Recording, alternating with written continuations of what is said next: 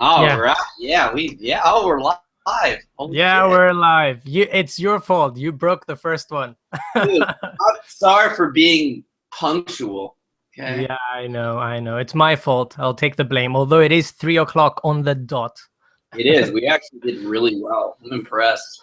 I'm impressed you were actually here on time. I'm impressed you were here before me. Well, you told me to be. You told me. I was like, okay, I'll be here. You know, it's gonna happen. Mm-hmm. Brilliant. Since we're live, let me first check that this is actually showing on my channel. I have no idea if this is actually showing on the channel. Me neither. Let's see. Oh yeah, it is showing on the channel. Brilliant. It's actually For real? Oh, this is cool. Mm. Oh yeah. Oh yeah. There we are. We're doing it. All right. Cool. Well, Excellent. thanks for having me, and yeah. Thanks for having me. We're having this kind of chats all the time. Anyway, I'm gonna share it so we can start, because you know the link, that the planned one that actually failed. Well, Yeah. That's the problem with planning things, isn't it? Yeah. Wait. How do I share it? Can I share that? Yeah, you can go to the share button under the thing. Killer. Okay. Where's the share button? What? Where the fuck is the share button? Screenshot, capture. No, don't go there, man. Just go to the link on the YouTube channel, and then we can start from there. Let me give you the link in the YouTube channel. Oh, I got it. Copy link address. Okay, we're good. I got this, sort of. Hey guys in the chat. Hey Zita. Hi. I can't even. I'm not even sure how I can say your name. Dizelium. Tell me how I can say it properly, man. Dude, you can see people in a chat. Yeah, of course, man. I'm amazing. Dude, wow. This technology is beyond me. do you, yeah, I know, but we need to start practicing these things, because we're supposedly people who use technology for shit. Right. Let me give you the link so you can access it. Make sure you mute the button, you mute the YouTube link before everything, and then you can see there's 3 viewers. I'm surprised people are listening to this already. Me too. My Yeah. God. No, yeah, Okay. I put it on my channel. So yeah, well, thanks for having me, and for the 3 people that are listening, thanks for coming to listen. Yeah. I don't know why you guys don't have better things to do on a Saturday. That's a very valid. No, but thanks for coming to listen, guys. I do appreciate it. Yeah. So everybody, welcome. We're gonna do I think an interview. We're not gonna run over 2 hours. Me and him might talk over 2 hours, but we're not gonna keep this longer than 2 hours. We'll just talk, and then after 2 hours are up, we're just gonna cut it. Fuck it. No one's gonna watch it if it's over 2 hours. All right. Indeed. It's true. Yeah. I don't think you'll stay if it's over 2 hours anyway. Yeah, I'll have to eat and get ready for the gym and stuff. Yeah, we don't want your glucose levels to fall behind what's No, we do not appropriate. want to. I had to literally wake up. I woke up at 5:30 in the morning because I was so hungry that I couldn't go back to sleep. So yes, yeah, that's a valid point. But so I'm sure I'm boring the people. Sorry about that. So please, whatever, take it away, Nico. All right. So we'll start simple. So I want you first to introduce yourself in case just some of my subscribers have been sleeping under a rock. Yeah. So to the subscribers who are listening to this, or anyone, I'm go by the pseudonym Dark Knight. Obviously, I'm a huge Batman fan. Why I'm here, or why I made a YouTube channel, I'm a MGTOW 26. I'm just a guy that has seen through, I guess I've seen through the looking glass. I've seen the massive hypocrisy of society. I've seen rampant gynocentrism. I've finally seen things for what they were, and I wanted to share that truth because it took me 26 years to find it, roughly. And I'm hoping that other people can find it before me, but moreover, I'm hoping that other men will be woken and that we can actually start changing things, because I think that things are getting, even in a civilized world, things are getting quite dire, especially when it comes to gender relations, and I believe there is truly a war on males. And I think that can only lead to bad things. And I think if we massively wake up men, which is what I'm trying to do with my channel, maybe we can change that, and maybe we can change things for the better in the future, honestly. Yeah, good. We're starting well. So my question is, why the Dark Knight fucking avatar? Why the Dark Knight name? I mean, I know you're a big Batman fan. Yeah, there's a reason behind it. Yeah, no, it's a good. So obviously, I'm a Batman fan, but when I first started, I was lurking around MGTOW for a while, and I kept hearing. So Batman's been my favorite character since I was a kid, favorite comic book character, and I kept lurking around MGTOW channels, and I kept hearing White Knight, and at first I was like, what the fuck is a White Knight? So obviously I Googled it, and so part of my persona was I wanted to, comic book fan, but I wanted to kind of be the antithesis, if you will, of the White Knight, because I've seen White Knighting. I think it's I mean, among other things, it's pathetic. It's destructive. So I wanted to be a play on the antithesis of a White Knight, which I guess would be a Black Knight, but Dark Knight was the closer thing that I wanted to go for. So that's why I chose this avatar. Yeah, and it works very well with your Batman fantasy. Do you ever make the Batman voice when you're having sex? Dude, absolutely. Dude, yeah. I mean, obviously, I put on the cape and the towel and everything. Oh yeah, I go full swing. Oh man, that's a weird image to have in my head. Dude, man, hey, everyone has their fantasies. Like, I have mine. Come here, put it in your mouth. Yeah, exactly. Exactly. It only lasts for 35 seconds, but it's 35 seconds of pure glory. Yeah. 35 seconds. I mean, you're going up. I remember it was 30. Like, yeah, dude. See, if anything, I've been improving on my time. So maybe some week will be like 45 in a minute. I'm getting there, man. Slow and steady.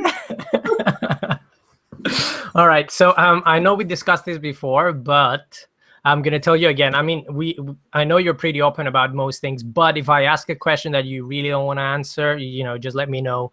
We'll stop the question and we'll jump to the next question. All right. And you can also ask me questions back just to make me feel uncomfortable and uneasy because I do enjoy that.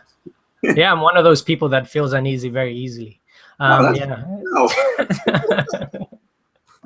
All right. So we all know that you're producing some MGTOW content. All right. Not some. I personally think it's one of the best out there. And I'm not just saying that because I'm interviewing you.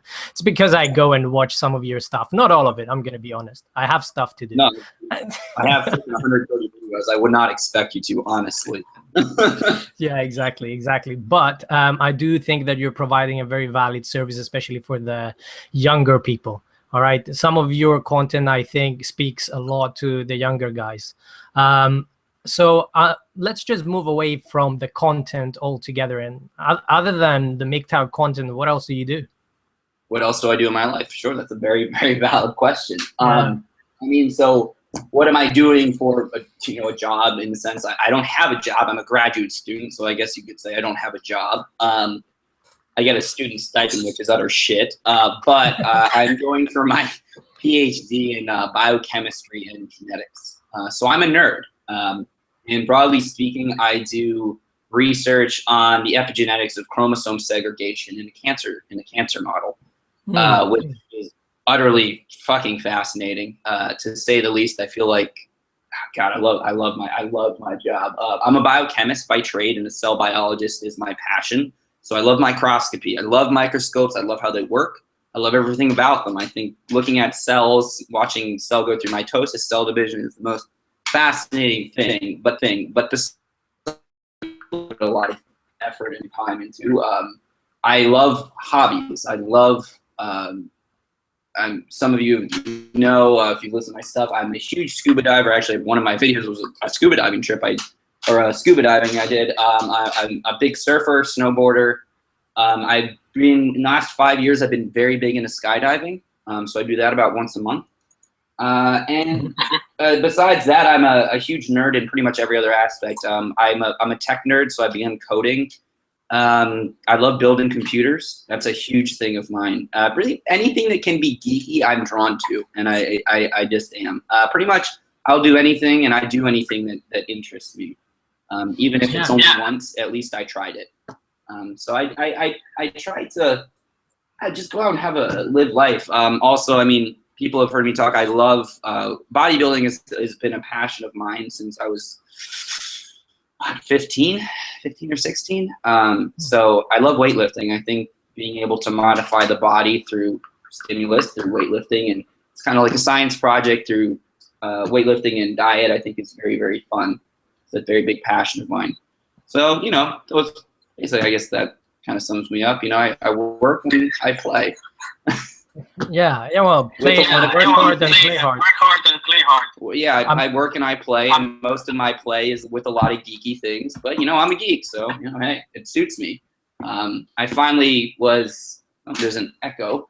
Let me put on my headphones. I finally decided to embrace being a total nerd, and I've been loving it ever since. So for all the guys listening, how's this? Let's try. Nico? A lot better. Yeah, a lot better. For all the guys that are listening, don't be afraid to let your nerd flag fly. Don't be afraid to be yourself, even if someone says it's uncool. If they say it's uncool, then tell them to go fuck themselves. Do what you love, always. And if someone can't get into it or they think it's nerdy, it's probably because they're not smart. So, you know, if anything, it's their loss, in my opinion. But yeah, that's what I do. Essentially. Yeah, well, I remember we bored the guys the other time because we were having a conversation between ourselves about fucking cell division. And we actually, you know, I actually come from like a similar background. I did research myself in cancer, not mitosis in itself, but I looked at viruses and how they affect cancer cells. And I also know how to build computers from scratch. I was a big gamer before I started doing medicine. Yeah. You know, it's yeah, we come from a similar background. I don't go to the gym though, man. I do have a big beer belly here. You did Counter-Strike, right? Counter-Strike? Yeah. I did. You were a big Counter-Strike guy? Yep. Dude, I did Counter-Strike Global Offensive. That was just which mod? I mean, were you just Counter-Strike in general, or were there a specific mod pack that you were into? So when we were playing, I was playing Counter-Strike. Well, I started with 1.3, and that was the bunny hopping one, which you could get people headshots while you were jumping around. It was amazing. Yeah. Then we kind of settled on 1.5, and I tried CS:GO now. Not as good as things used to be, but you know, it's better than whatever the other thing was. Counter-Strike 0. And what got you? Did you do you still play from time to time, or do you still play video games from time to time? I partake sometimes, you know. Yeah, sometimes I still do. I mean, I remember having a chat with my flatmate that we should play against each other in the flat, and he told me that I'm one of those annoying guys that just gets headshots without doing anything. And yeah, I used to be really good at it, like really good. I even won tournaments and made money and even had sponsorship. Shit, dude. Yeah, I was good at it, but then, you know, I did medicine because that's more fun. I'm kind of looking back at my life now, and I'm like, ooh, bad choice. I could have potentially gone a bit pro. Well, but yeah, dude, you're making money from playing. I mean, you're having fun. That's a fun experience. You know, not many people can say they did that, honestly. Yeah. I actually made some money. I remember I built a computer from money that I earned. My father was like shocked. It's like, you're actually wasting so much time on this that you're actually making money from it. Yeah, it was that bad. Wait, and what kind of computer? I mean, I assume you just had the top line graphics cards. I mean, were they desktops, I assume? I mean, or did you do liquid cooling, anything like that? Well, I didn't do liquid cooling. I never went down that road because I didn't really care that much. We're talking about Counter-Strike. It was, especially when you were playing 1.5, you just needed something with a good connection. You needed something with a good CPU and an average graphics card, and you were good to go. Like now, you're good to go. Yeah, now my laptop has 2 graphics cards on sly with each other, 16 gigs of RAM. Trust me, my laptop is a beast, and it makes so much noise when I was gonna say the cooling system in that thing must be fucking absurd. Like the fans in that must be ridiculous. Yeah. God, we're nerds. I'm sorry to all the guys listening. We are nerds, but sorry, guys. We do have a life outside. Yeah. But the thing is, I mean, people don't realize. Go on. The thing is, for me, I mean, me and you, but I'll focus on you because I'm not going to answer that question. We come across as, you know, the nice guys, the good guys, you know, the guys that potentially could be used by women. And I guess for a small part of our lives, we probably were used by the women. So, absolutely. Yeah. So how were you, let's say, before MGTOW? And how have you changed after MGTOW? That's kind of like BM and AM. Oh yeah, it's good God. I mean, how was I before? Well, if we want to put a name on me, like you know, I will be the first one to say, broadly speaking, before MGTOW, in my worst. But that was when I was in late teens, so you know I was still learning. But in my worst, I was a mangina. I mean, if we're to sum it up, I was a big mangina. I didn't have the balls or the physicality to be a white knight. So I was a mangina. But how was I? A little more than that. Yeah, I mean, I was a very sweet kid. I was. Very sweet. Kind of starry-eyed, if you will. I mean, looked quite starry-eyed. I didn't help that my face also had a baby face. And so very, I would say, innocent, starry-eyed, and I mean, naive, but I would say I was very nice. And in terms of women, how I mean, they were just this ethereal goddesses. They were these things that made my heart race, that I couldn't talk to, that would make me turn red. I mean, it was that bad when I was in my teens. And to me, they weren't people, they were goddesses. And because of that, I put them up on this high pedestal, like they were, you know, immortal. I did anything, and it wasn't just women, I did anything to please anyone. I wanted to be liked by people. I wanted to be accepted, not just by women, but by everyone. So I was nice to everyone to a fault. I had no confidence. I would let people walk all over me. I didn't stick up for myself.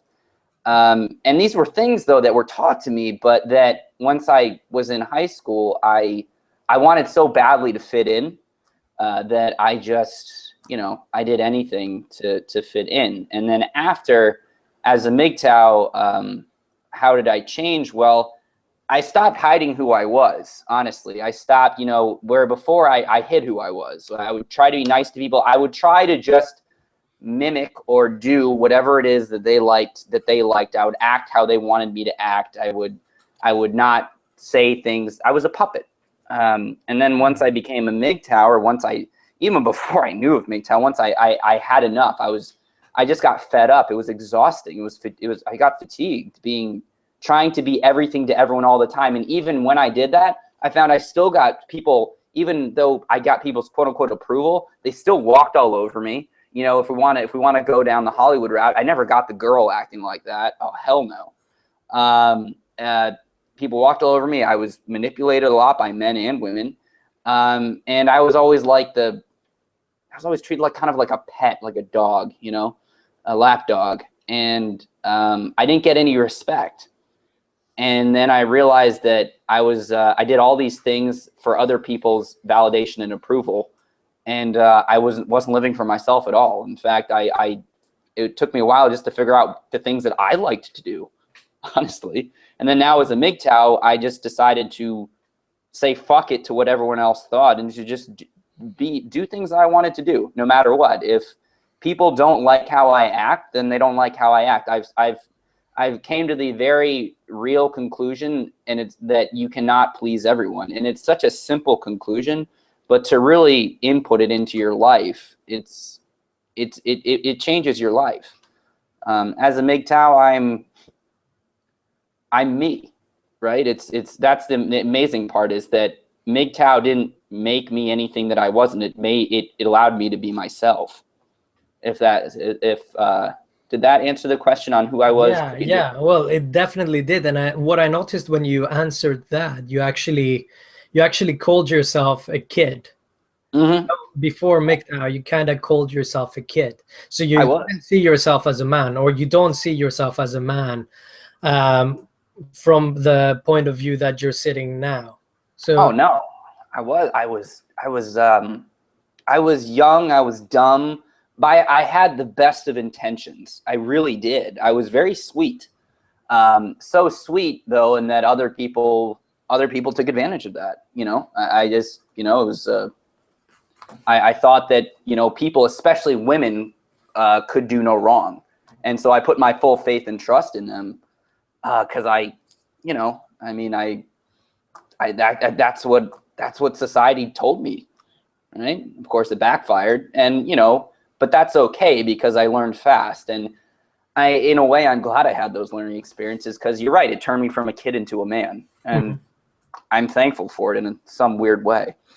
Yeah, and well, from the typical good kid, and I'll use your term kid here. How the hell did you come across MGTOW? I mean, I can't even consider how it will come across your search terms, because for me it took me a while to find out as well. How did I come across MGTOW? Like, how did I come, like, literally, like, Google, or how did, like, MGTOW pop up? No. This is gonna be a red pill moment story. Oh, so, like, how did I, like, what drove me to just, like, what drove me to finally have MGTOW pop up on my screen and be like, holy fuck, I need, right? Okay. Well, it was, what was it? Fuck, it was August 14th of 2014. It was August 14th or August 18th of 2014. It was 6:30 p.m. at night, roughly. I'd gotten back from the gym. I was dating a very, very, very, I thought she was very lovely woman. And I thought that I was going to marry her. And she said that she never dated a guy like me. And by the way, at this point, I had been, this had been my fifth go around with a girlfriend, and so I dated. The thing is, I dated every different type of girl because I was like, you know, the other four didn't work. I gotta keep doing something different. So I was dating this very lovely woman, or at least I thought. And 6:30 at night, and I thought I was gonna marry her. I mean, I didn't even want to get married deep down in my mind, but like this girl was making me have thoughts. I mean, every which way. I mean, she let me be a man. She was all these things. Of course, there were red flags, like the amount of neediness, the amount of attention, the amount of validation she needed, things that I overlooked.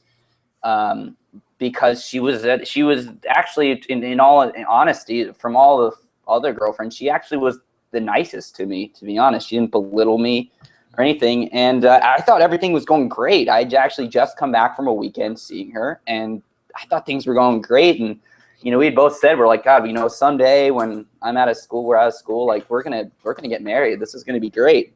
And I come back 6:30 at night from the gym.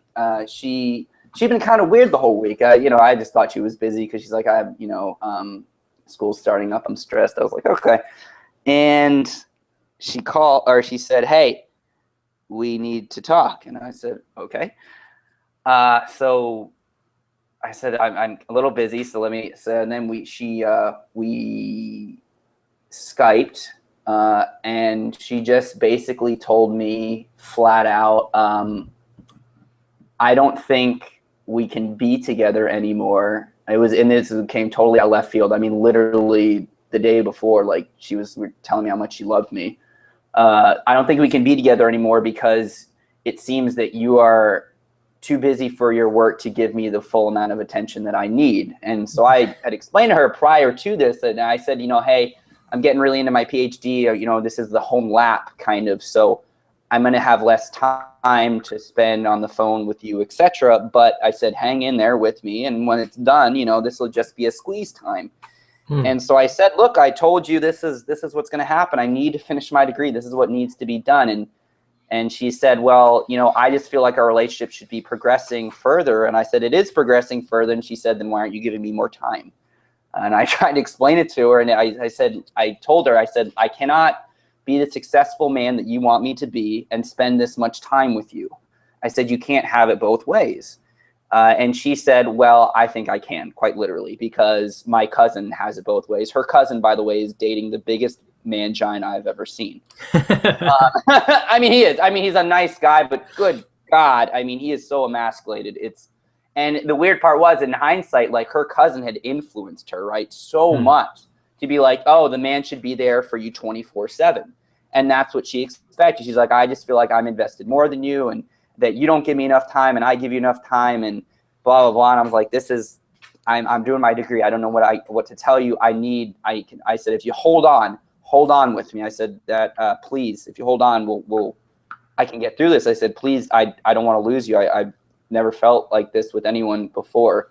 And she said, okay, how about this?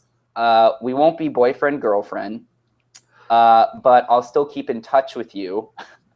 And I still love you, and then we can just take it as it comes. I'll keep you around as the orbiter, in essence. Yeah. And so I said, what does that even mean? So I was like, at this point I was very blunt. I was like, so basically you're saying that you want to fuck other guys and keep me in the periphery until I can give you, until I finish and give you the amount of attention, then you'll hop back on the bandwagon with me when it's convenient. I said that to her, and she said, no. I mean, I'm not going to fuck other guys. And I was like, okay, sure. I told her, I said, look, I know that it's hard. I know that this is a rough patch, but I literally explained this to her. That's what a relationship is. There are going to be hard times, but I said, if you weather this with me, it'll be worth it. I promise. I said, I'll take you with me to great places. I told her that. I said, I love you. I don't want to lose you. And she said, I love you too. I just think that I need more from a man.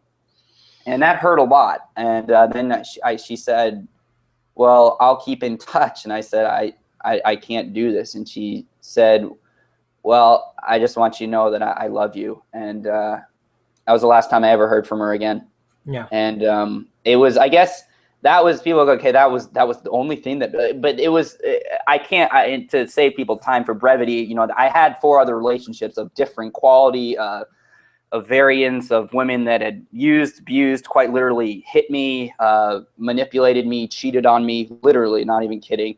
Yeah. And so I guess that was just, it was my cup for bullshit. It boiled over. I snapped. I quite literally, because I'd had these pent up feelings where I'm an observer. And so I'd seen that her behavior in certain ways had mimicked other women that I dated. And that all these women they'd always hate it when I would compare. I try not to be like, well, you're doing the same thing as my other ex. But like, sometimes it would slip out. And because it's subconscious, I was like, why are you doing the same type of manipulative behavior? Why are you trying to do these same things to get me to do what you want me to do? And I noticed that there were all these consistencies in how they acted. No matter, these women came from different socioeconomic groups, different backgrounds. They never met each other, and yet they had these very similar traits and characteristics and things that they would do and tricks they would do to try to manipulate me. And so I started to think about it, and I was like, I'd had these thoughts in my head of, I was like, I'd had these thoughts in my head that something was amiss, that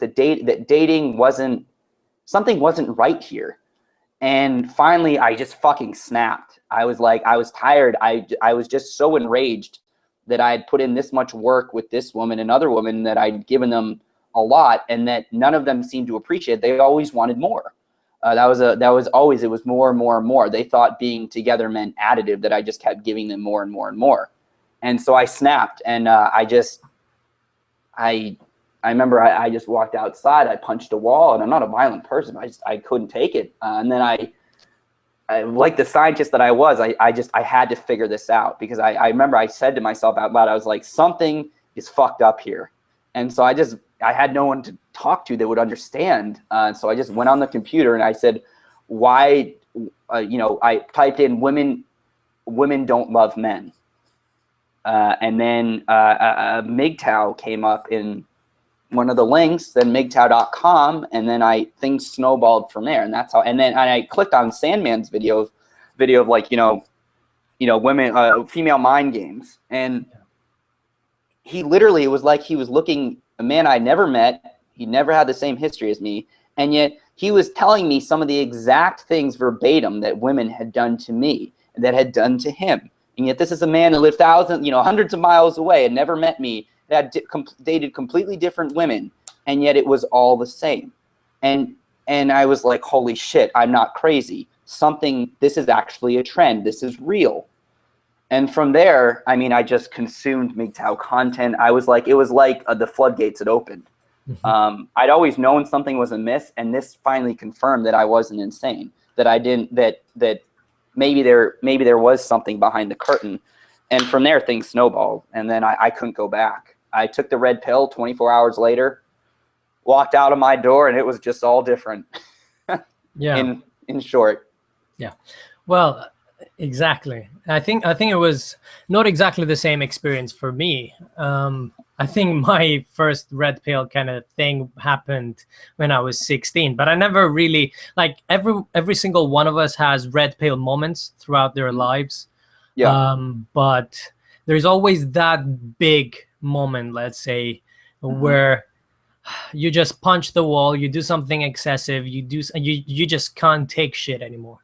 It's kind of how I see it. And then you find MGTOW or red pill content. It's almost like an answer to everything that you were asking yourself. And it's not that you're not intelligent enough to find the answers on your own. Maybe we weren't brave enough to think that much outside the box. I think we were both programmed in such a way that we simply couldn't see this option there.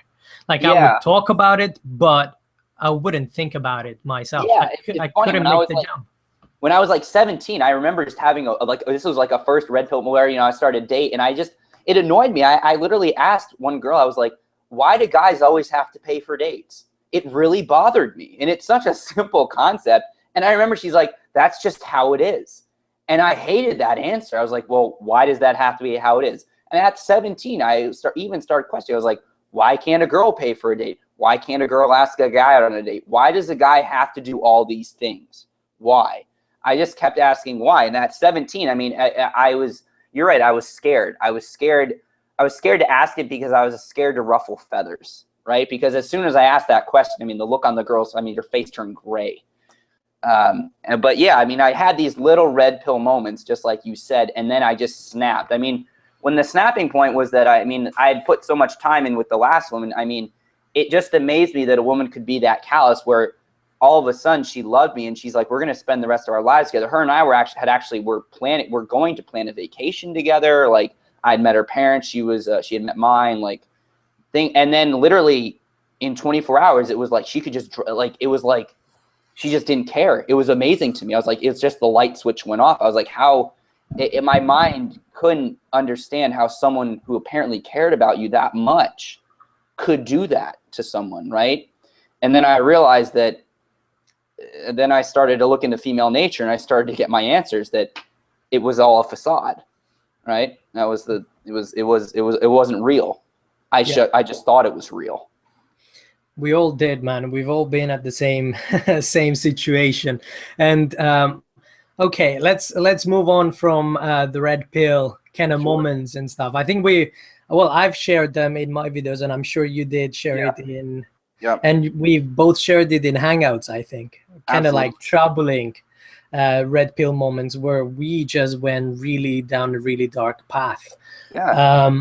But let's not make this very depressing. Sure. Let's not make it very depressing. Fuck that, man. It's a Saturday afternoon for me. I want to go out and drink. I don't want to drink my pain away. I just want to drink. No. I just want to drink. Hey, that is the man right there. I totally understand. Sure, we'll keep it happy. I can. So, but your story, like, in itself, it was, you said you went like 24 hours.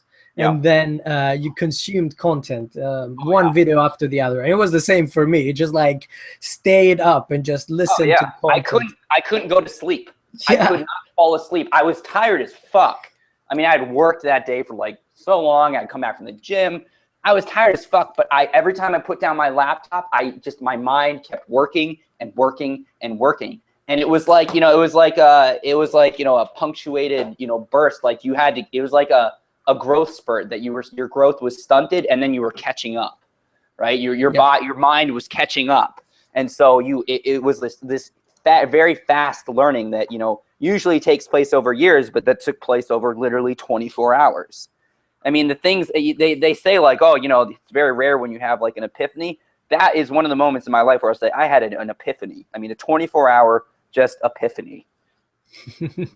Yeah, and so you've gone through the red pill moment, but then I don't think we instantly, let's say, become MGTOW, right? Nope. For me, yeah. If only it was as easy as that, isn't it? Oh, it's a rough roller coaster ride. Jesus. Yeah. Yeah, and the transition from I call it the self that was to the self that is. The transition is just painful, isn't it? Oh, how long did it take you? What Jesus. kind of thought patterns did you go through? Because I remember we talked about this. Oh, dude, I relapsed, or I didn't relapse. I tried to lie to myself because I saw MGTOW, I consumed it, and then I was like, my mind just couldn't, because it questions your whole belief structure about, everything, whether society cares about you, whether women cares about you, whether you're going to have a happy relationship, where your life has been going, everything is put into question.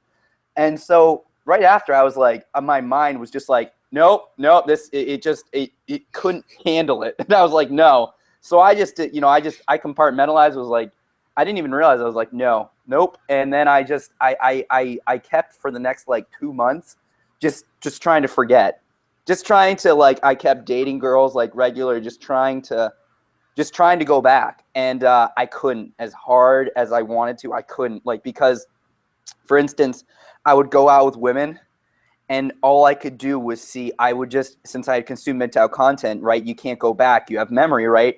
I would just see that they were doing the exact shit that Sandman and others had talked about in their videos. And I was like, it was just examples in my face again and again and again. I was like, it was real. I mean, it was reality in the face. I couldn't ignore it. It was right in front of me. And so finally after 2 months, I was like, I cut off all the women I was dating. I was like, I just need a detox. You got to get away from me. I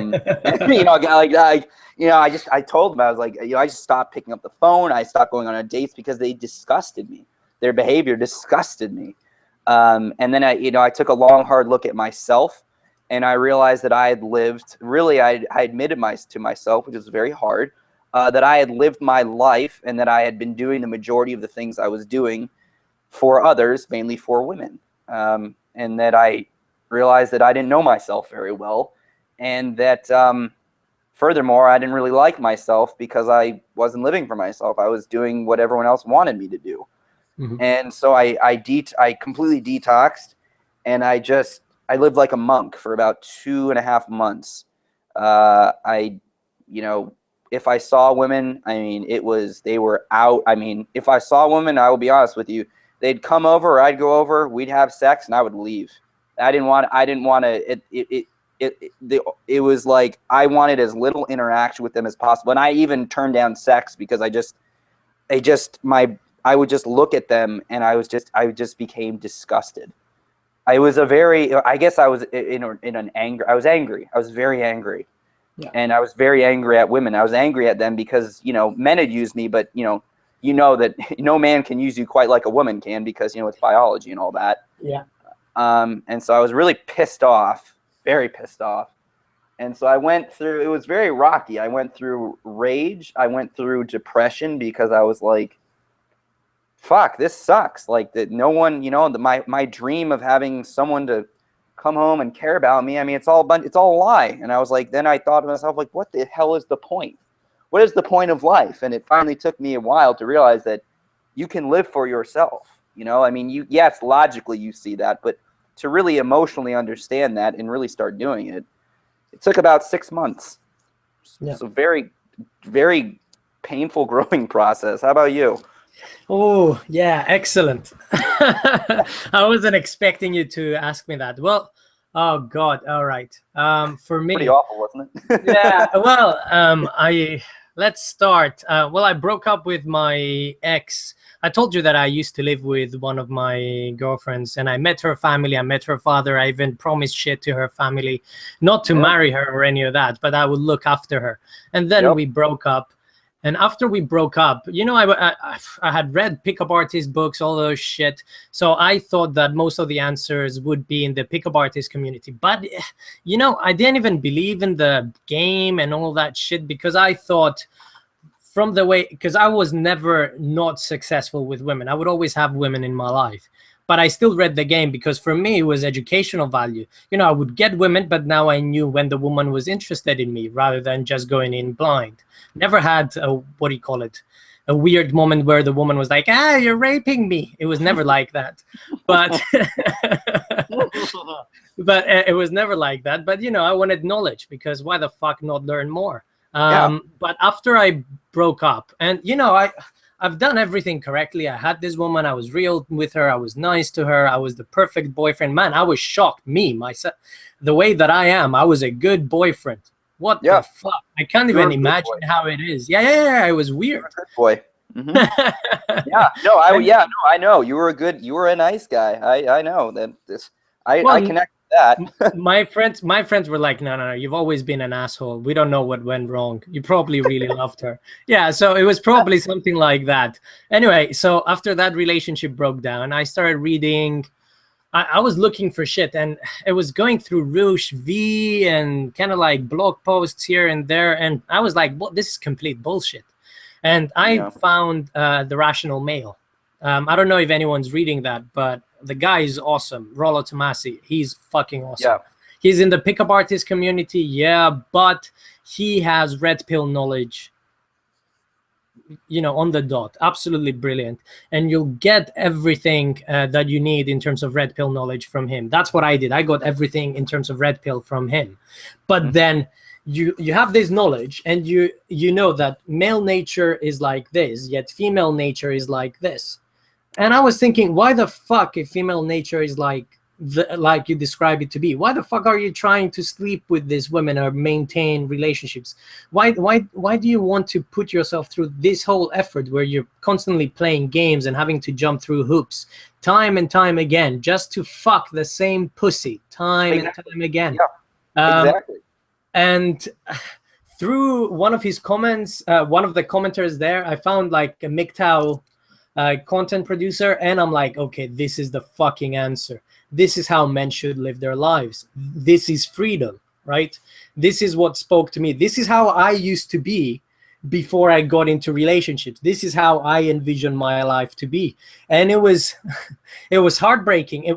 Like the heartbreaking stuff happened when I took the red pill. So thank fuck when I found MGTOW, it was like, oh, this is the answer to all of my questions. Because, See, I found the answers. I was like, oh, the truth is depressing for me, you know.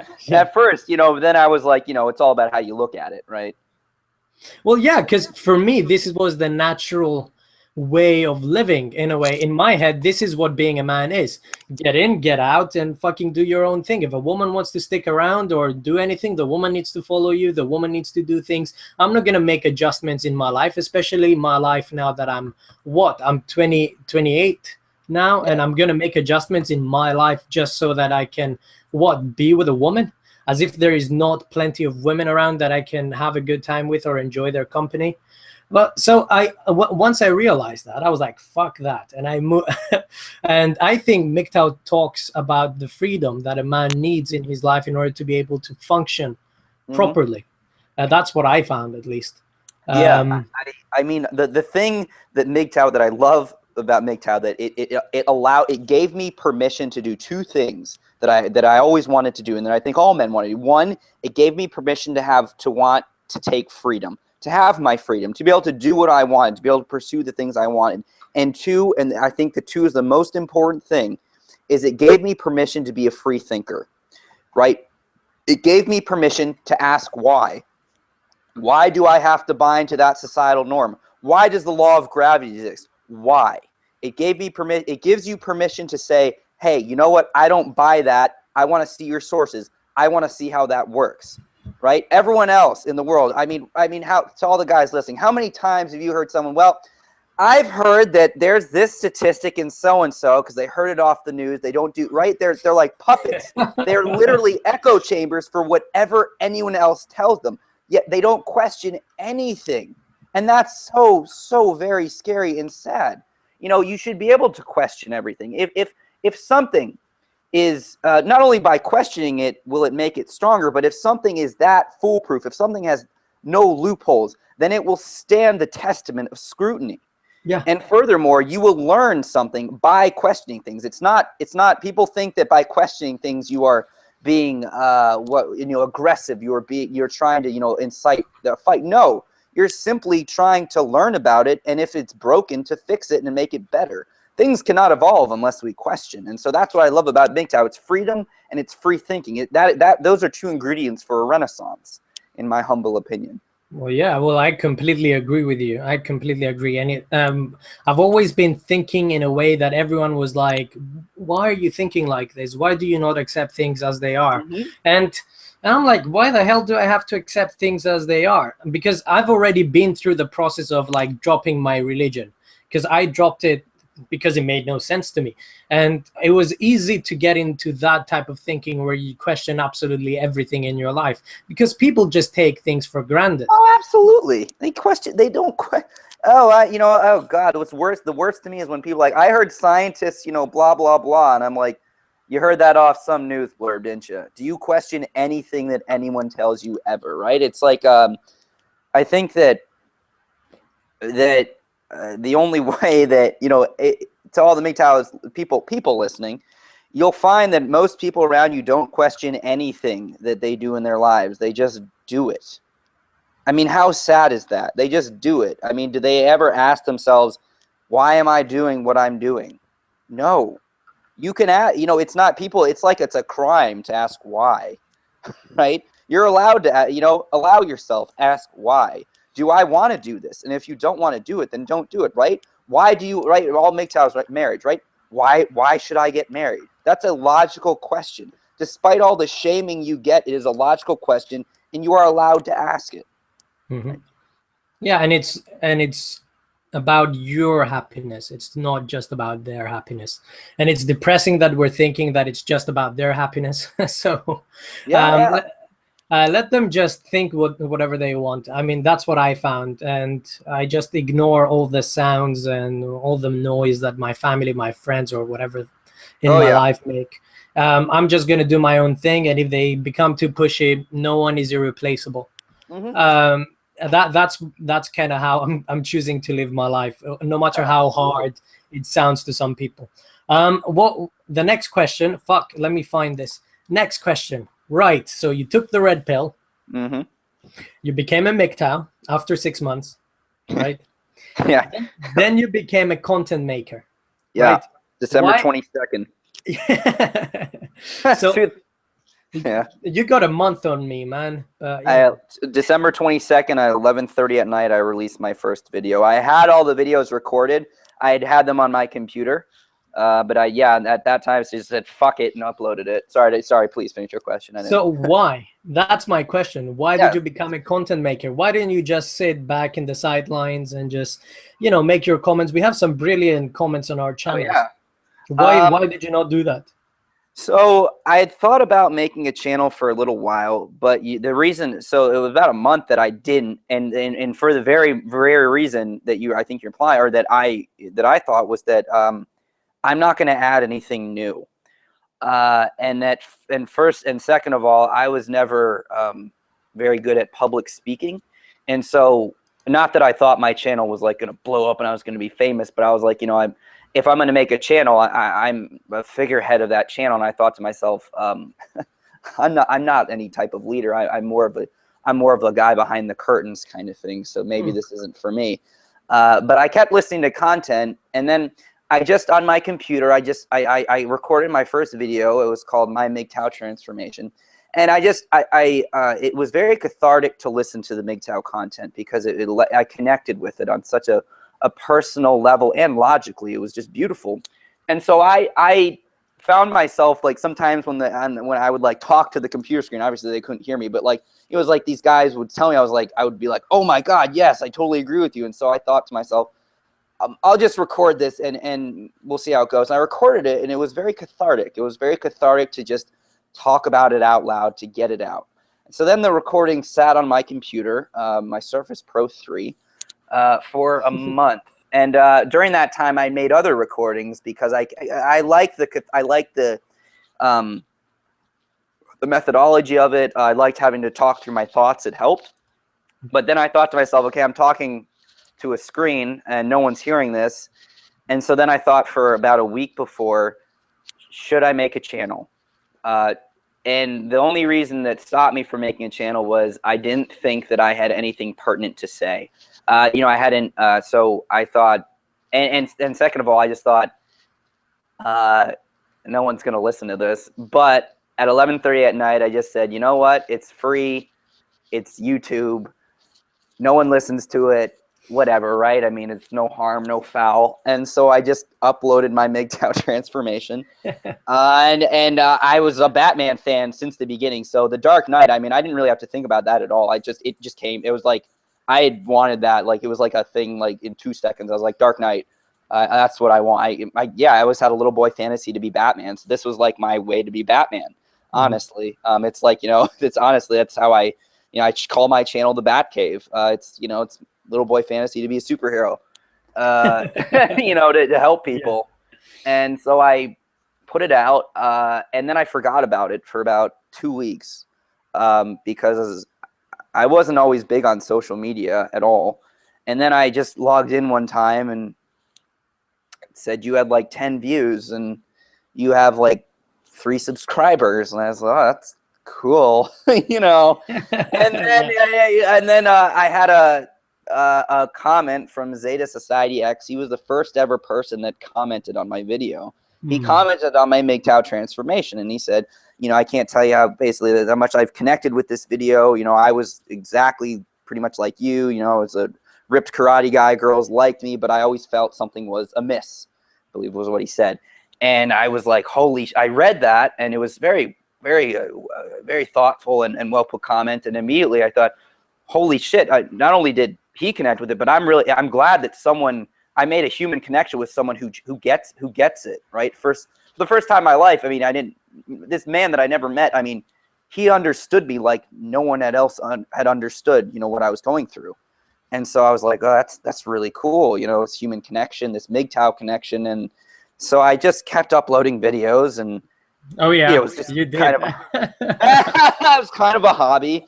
And I didn't really take it seriously because I was like, you know, I would see these channels on YouTube. They're like 280,000 subscribers. I'm like, oh, fuck that. Like, Jesus, I'm like a freaking like, you know, microscopic nanoparticle on the face of YouTube. But, you know, hopefully people are getting something out of it. And then I kept going, and yeah, here I am. It went from a hobby to a labor of love. And I mean that in the most sincere way. A labor it is, for sure. I put more work into it, although sometimes I think people might question that, but believe me, to the viewers, I do. And I've as much as it's taken more work, I've enjoyed it more. I enjoy it more and more and more, and that's why I keep doing it. And I hope that it helps people. I mean, people seem to say that it does. I hope that it does. In a small part, I hope that my channel is adding to the deafening chorus that is MGTOW. Yeah, yeah, and let me ask this, because I don't think anyone has asked this. They assume like being a MGTOW and being a content producer is similar, right? And it is. We're just MGTOW that just sit in front of a computer and we talk on a mic.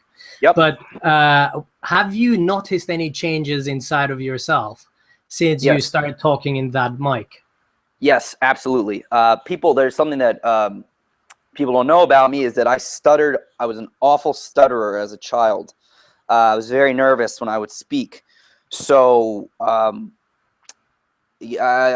got over my stuttering a little bit in college because I had to give scientific presentations. But, you know, I would give them to maybe 50 people max. I mean, it astounded me when suddenly, literally, like a video of mine would get 1,000 views. I was like, holy shit. Like, I have an audience of 1,000 people. Like, that to me blew my mind. I mean, blew my mind that 1,000 people, whether they liked me or not, listened to me, right, on a video. Like, what the fuck?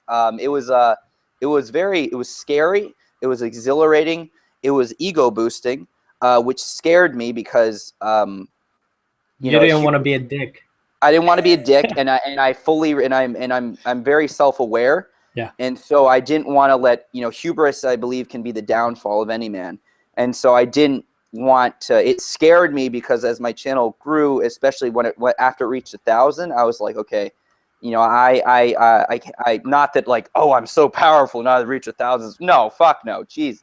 But I even, I didn't want to let that little taste of power or whatever, that little taste of attention go to my head. So it actually made me more paranoid to not be a dick, to try to do a better job. But what have I noticed in myself? I noticed that I'm hyper vigilant to try to not have an ego. I am. Maybe it doesn't come across on my videos, but I to the people I am. I'm thinking about. I'm hyper vigilant to not have an ego. I believe that it's helped me with my speaking abilities and my stuttering. It's helped me formulate ideas much better. It's made me think critically. It's made me push myself much further. It's made me research things that I would never research before. And it has absolutely built my confidence. It's also built back my faith in human connection. And that I hated people for a while. I guess I especially hated women for a while after I took the red pill. And then I realized that through this, I said, okay, there are people out there who are just like me, who, who see clearly. And that's exciting.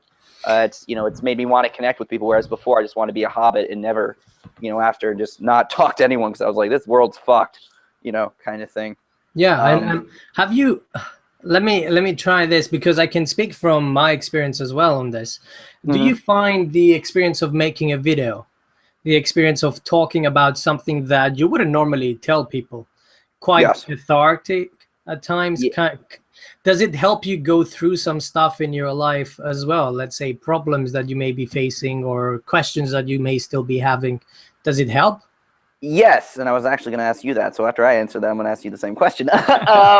Yes, it does.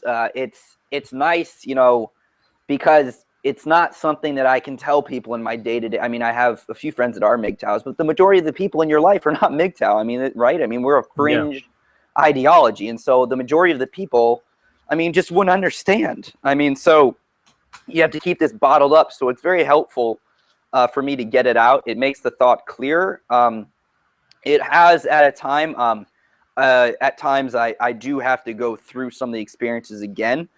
So it makes me have to face them, which is actually good. Is that painful? Yes. Is it necessary? Absolutely. So it makes me kind of have to face things that I would not want to face, or that I would compartmentalize. I'm very good at compartmentalizing, that I would shy away from. It says, okay, I'm like, okay, I'm going to have to talk about it. So I'm going to just have to work on through it. It makes me have to deal with things it's made me more emotional, and I mean that in the best way possible, than I ever have in my entire life. Before this, people have to take my word for it, I was the most compartmentalized, unemotional, repressed person. I was very repressed. I mean, self-imposed, but it was, due to a lot of things. Societal programming was a big part of it in hindsight. So yeah, it's helped me be, I know this sounds, it's helped me be more in touch with my emotions, actually be more cognizant of how I actually feel about things. And it's also helped me realize what emotions can do to my thoughts, how they can cloud them, how they can make them clear, how they can motivate me, etc. And you? Ooh, bastard. Yeah. All right. So for me, man, we've done a lot of serious shit. We've talked about a lot of things. And for me, I mean, I discussed this with Messenger one time. People don't understand that when we produce serious content, let's say when I talked about my abuse when I was younger, we talked about depression, I even talked about, let's say, a suicide attempt that I've been through. And it's not shit that I talk about, especially talk about with so many people that might be listening. But you know, by talking about it, it helps me relive them. It helps me view things from a different point of view. And in the end, it makes me deal with things. And people don't understand that when we make the video and we reach a conclusion, and I discussed this with Messenger, we reach a conclusion and we're like, okay, this is where we need to be. But sometimes it takes a bit of time for us to actually reach the point of the, you know, of the conclusion, because even for us, it takes us time to process things and appreciate things from a different light. And man, do you remember when we did the depression hangout? I think the whole group that attended that, we were fucked, like properly depressed for like 2 weeks. It was Really? it was ridiculous. Well, I was sad. I went home. I started crying. Oh, sorry, I was home. I started crying. No, I didn't cry, but you know what I mean. It was absolutely. It makes you have to relive. I mean, I was the first. That was the first time I talked about my suicide attempt ever. Actually, yeah, that was the first time I ever talked about it. Yeah. It was, and I you find that it's cathartic, isn't it? It's very not nice. It's not a nice feeling, but you know, it feels like the circle has been completed. You've put the last dot in that experience. That's how it felt for me. I don't have to keep reliving bits and pieces of it, and not, you know, because when not facing something, it'll just keep coming up. It'll keep poking you. It'll keep nagging at you. And so if I just open the door and say, okay, we're just going to relive this, we're going through it. Is it painful? Yeah, but it's like rip off a Band-Aid, slow or fast. And finally have to work through it. Yeah, absolutely. I mean, it was helpful. You know, I mean, it was the first time I felt comfortable talking about my suicide attempt, to just get off my chest. You know, I always felt guilty about even admitting that I had tried to commit suicide, because, you know, I knew that if I told that to, you know, people that didn't understand, they would just look at me like some kind of freak. Right, where the, you know, like, oh my God, he must be so fucked in the head to have tried to commit suicide. You know, no normal person would have done that. Yeah, sure. No, even though 25% of people every year are actually affected by depression. Yeah, exactly, right. Yeah. Meanwhile, they're probably going through the same thing behind closed doors, but they'll heckle you to your face if you. So yeah, I mean, I had never admitted that type of weakness, and you know, to me, to admit it to myself, I didn't want to, because I was like, you know, I'm a normal person, I'm healthy. Only unhealthy people go through this, and I'm not. That's not me, right? It had to make me go through it, where you know, I had to make me quite literally come face to face with, I'm not made of steel, you know, that I'm not impenetrable. Well, you're not Superman, man. No, I'm not. Batman. Superman, though, that's totally fine with me. He's a little bitch.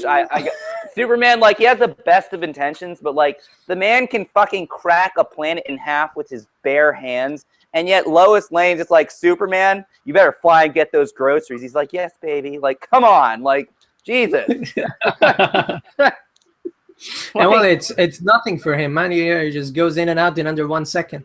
Yeah, but then I'd be like, yo, hey, girl, you're a big girl. Why don't you get in your car and be a superwoman and go get them yourself, okay? I have people to save, all right? Well, things are exactly important things. Sorry, my comic rant. Well, it's true. It's true. Well, let's move away from comics just for a second. You can. I think you can find people to talk comics. Yeah. with. Oh yeah. Let's see. Let me find where. You've noticed changes inside of you. We've covered that. That's what I wanted to talk about. For me, it helped me. Well, I'm still going through the process. You know, the shedding of the ego, throwing away shit that is completely unimportant, is just, you know, people's influence and all that. Do you still find that there is stuff that is clouding your judgment? And do you still notice yourself doing things, let's say, that are un-MGTOW-like? Absolutely. I admit that completely. And I admit it without any shame, because, you know, no one's perfect. We're going to slip up. The only thing is, and then I'll tell you the examples of how, is that I feel okay saying that, and I feel okay knowing that I'm going to slip up, because I have faith that I'll be cognizant of knowing when I slip up and go, hey, okay, you did that. Okay, let's get back on the bus, right? You know, everyone's going to make mistakes. It's just whether you can recognize that you do and get yourself back on track, right? And so, yes, do I slip up? Absolutely. And I'll give you examples. So, you know, I still find to this day, and it doesn't happen often, but, you know, I mean, I do it at my. I treat women differently at my workplace, and I don't think that's slipping up just because I don't want any fucking sexual harassment bullshit. You know, I act like a lap dog with my head down at my work because I work in an all-female environment. The last thing I want is their drama. And so, you know, I play the part. I do. Because that's my place of work. I'm not looking, you know, I just don't want, you know, I do a cost-benefit analysis of ruffling their feathers and the shit they could incite on me. And I'm just like, you know what?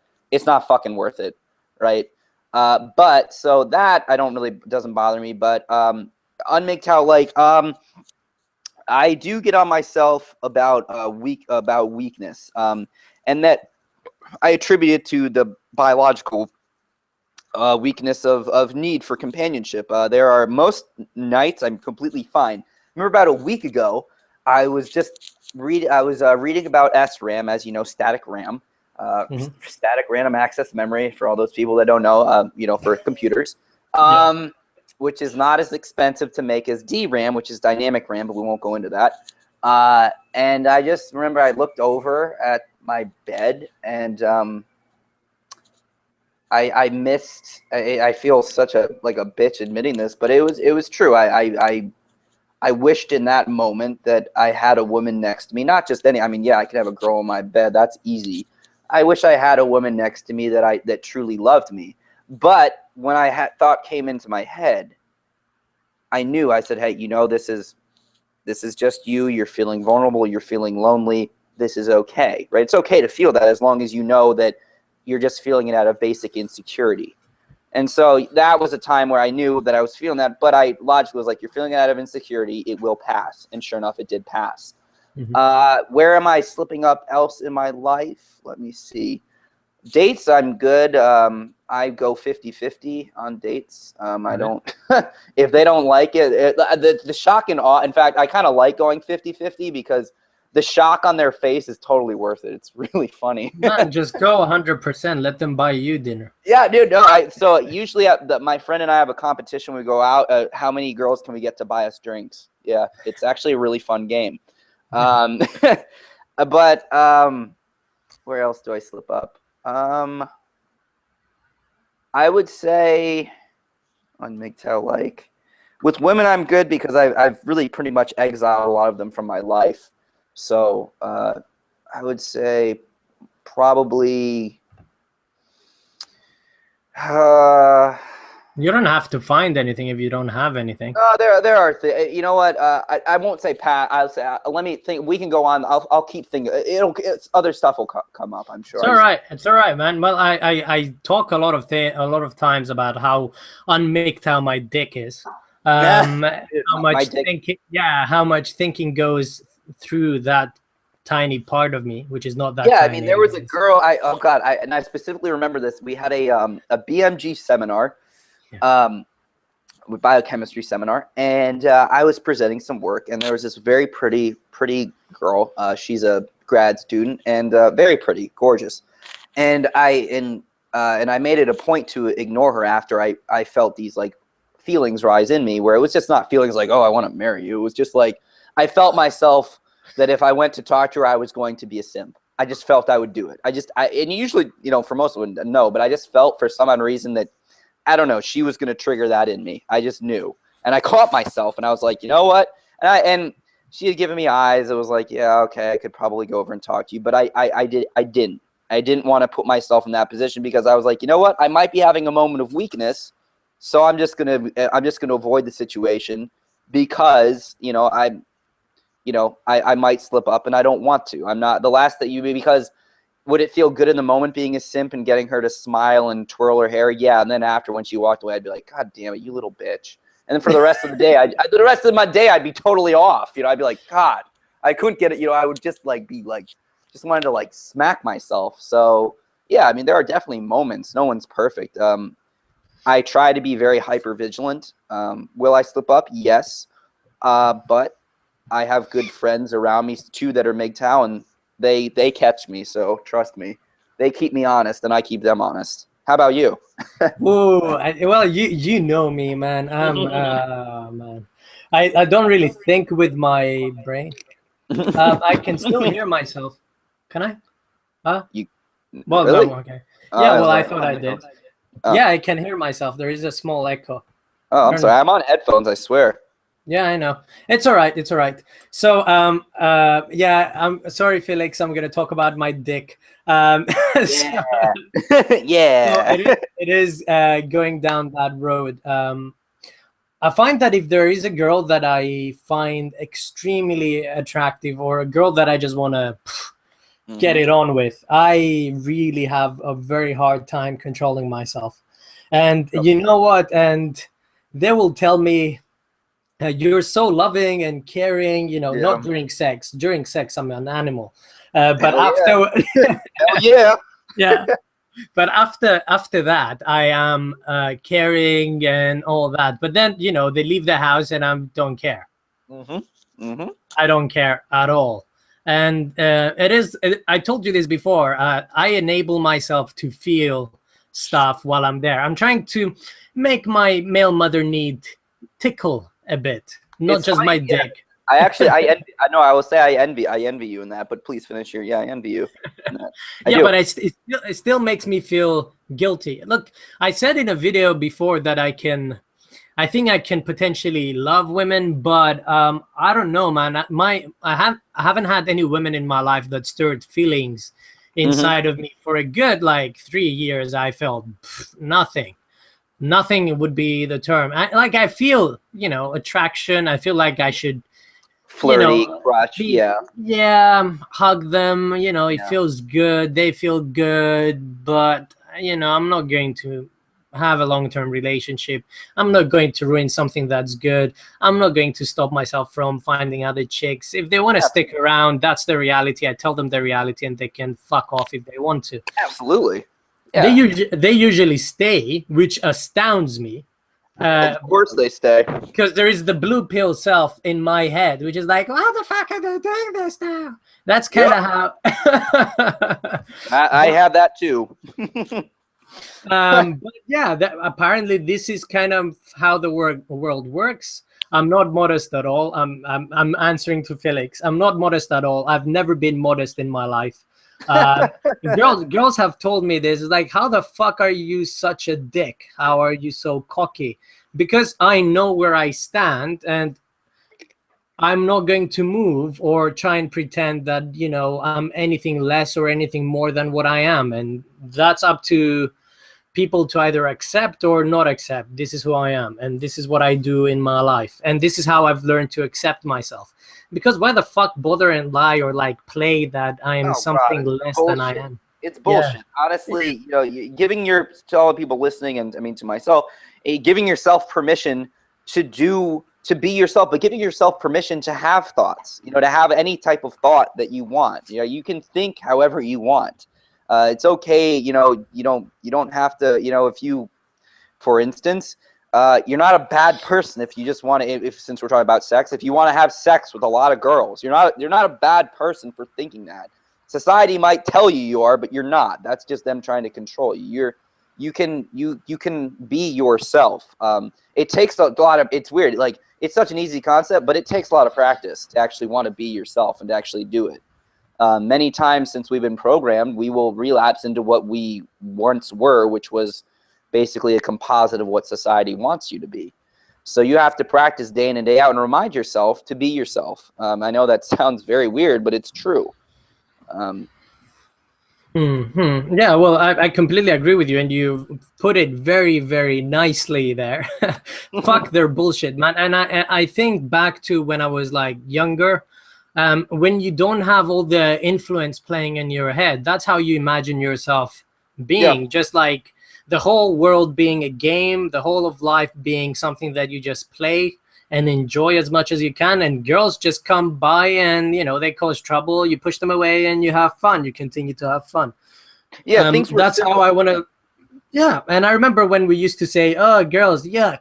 And I want to go back to that day. That's how I want myself to be. It's so true. Yeah, because things were simple, and because things were, I like simple. I think simple is great. Things were simple, and there was no bullshit. There was no filler, and you just did things that you enjoyed. I mean, right? You did anything. I mean, for fuck's sake, when I was a kid, I would go to my kindergarten class. I had these red cowboy boots, and I fucking loved them. And I would go to my kindergarten class, kid you not, and my mom would let me because she was like, this is what makes them happy. I would go to my kindergarten class in red cowboy boots, and I had this plastic Viking helmet and this plastic Viking like armor. And I would go in that to my kindergarten class because I had a cape, of course. It was a Batman cape. Of course. And I would go to my kindergarten class every single day in that because I loved it, right? It was me at the very least. I mean, it's a goofy, yeah, but it was me expressing myself. It was me doing things that I liked to do. You know, I got a fish tank. I did things, simple things that I liked. And there was, right, and when you were a kid, there's never thought. It's just like, does that look fun? Yes, I'm okay. I'm going to go over and try to do that, right? That's all there was to it. It was just, you see, you do. It's great. And you know, do you have any younger cousins or like younger people in your life that you can play with? I think when you look at men, like grown as men, 50 years old or like 60 years old with like grandchildren, and they play like kids. Absolutely. The little boy never leaves from inside a man's brain, and it's there to to entertain us. That's how we have fun. There's grown-up fun is not really fun for men. I don't think it is. No, that's why we play games. To be honest, I was a huge fan of Legos as a kid. I loved the complexity of Legos. I loved the directions. I loved how to decipher the 3D pictures to try to find out. And I loved some of the Lego sets, like you'd build these like Lego grabbers or these bionic hands. I was fascinated with that. Absolutely fucking fascinated. And then I found in college, when I was in college, we had a robotics division where we could make, some of the computer science guys were making bionic arms. And they were doing this for biomedical research as well to make biomedical tools. And then I got into microscopy, and that to me was right. My inner child came out, and I started building bionic arms. Right, I did it as a kid in Legos, and now I'm building them real it was like my fantasy, my dream come true. And to this day, I mean, I tinker on a microscope. I might as well be building a Lego microscope. I mean, it's the same thing. I'm a kid. I love it. I squeal when I put on the 647 nanometer wavelength, and I got the laser nice and adjusted and the UV bulb. I was like, oh, dude, holla frickin' Luya. So fun, man. You couldn't take me away from that shit. Yeah, man. I remember the other day we were talking about this, and like we were both so geeky, and we were like, "Oh yeah, this must have been amazing fun." Yeah, dude. And it's funny. I could, until I became MGTOW, I never would give myself permission to be able to talk like this or to be able to admit that I did geeky stuff like this. I didn't because I was ashamed of it because that didn't get girls, right? It's all about getting chicks. Man. It's all about getting chicks, dude. And I was like, girls won't like this, And then exactly. And I was like, you know what? Fuck this. I really enjoy this. I'm just gonna do it. And I loved it. And ever since I've loved it. I mean, I remember I'm a sci-fi nerd, and I remember I was trying to explain to an ex of mine now. I was like, the movie Alien, directed by Ridley Scott. You have the xenomorph, which is God, one of the greatest. I mean, sci-fi creatures of amazing in movies. And I was trying to explain it to her how it's influenced art and everything else. And she literally told me, she's like, please stop talking about that. You're getting less attractive the more you talk about this. And I was just like, it just stifled. I was like, I just stopped. And it was very hurtful to me because I was like, I love sci-fi. And I was having a person tell me that, this part of you is unattractive, so repress it. Essentially. And I still have women like that.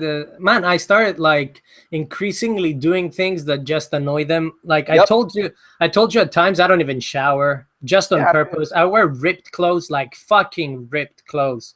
Oh, dude, me too.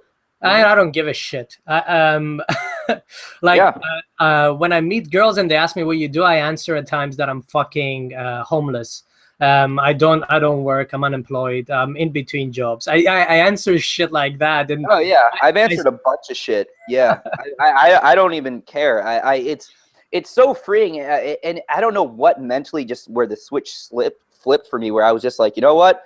I really don't care what you think, and it's such a powerful thing to say. I don't care what you think. That your opinion has no power over me at all. You could say that I'm a terrible person, and I'm still going to walk away with a smile on my face. Mm-hmm. There's something very powerful about being able to finally reach that point. I feel it took me 26 years to reach it, but yeah, I mean, a girl came over. I was wearing a ripped shirt, and she goes, "I hate when you wear that shirt." And I'm like, "Well, that sucks because I really like wearing it." So, well, I don't know what we're gonna do here. I will take things a step further. I don't even know why I'm doing it. I think I just do it to piss them off. Like Yeah, I would fun. eat soup using my hand, like just for no reason. Like I would just dip my fingers. Yeah, man, just fuck them. Yeah, I don't care. And you know, if that bothers them, and they find it funny. That's what boggles my mind. Like they find things like that funny. Well, And they enjoy that you tell them to fuck off, and they will never admit that, but they enjoy being told that their opinion. It's so weird. Women will never admit this, but to all the guys listening, they enjoy when you tell them to fuck off. They do, in a weird sort of way. I don't know how, but like when we're giving these examples of us basically telling them, I don't care what you think, even though they hem and haw, they actually enjoy it. I don't understand it, but it is what it is. Yeah, because man, if someone tells me to fuck off, I would literally fuck off or tell him to fuck off, and that's it. That would be it. If someone's like fuck off, I'd be like, all right then, and I'm going home. Yeah, right? exactly. Simple as that. We're just logical people, you know. So obviously, but to all the guys listening, sorry. Yeah. Let's move away from women. Fuck it. Let's go back to content making. Ooh, this is one question that I wanted to ask. What do you like and what do you hate from making videos for your channel? Like what do I hate about making videos? No, that's not what I said. You take the video, you put it up on your channel. Yeah. It stays there. What do you like that comes from that? And what do you hate that comes from that? Well, I mean, obviously anyone will like, the ego boost of people viewing it and giving it the thumbs up and be like, great video. It's like, yeah, I did a good job. You got to admit it. It gives you an ego boost. Yeah, of course. Yes. It does. Absolutely. And if someone did admit that, I'd be like, you're full of shit, just FYI. So I admit it.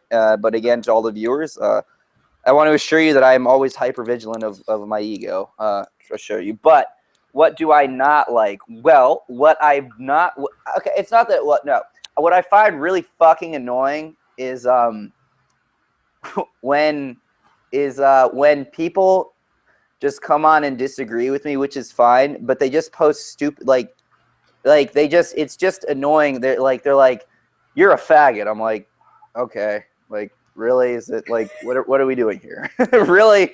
Like it's I don't hate it. It's just like it's like a little chihuahua that's just barking at you here. You're like, like it's like where did you come from? How did you even get here? What is the point of you telling me I'm a faggot? Like is that like satisfying for you? I mean, you typed a word on the internet. Sometimes I wonder why.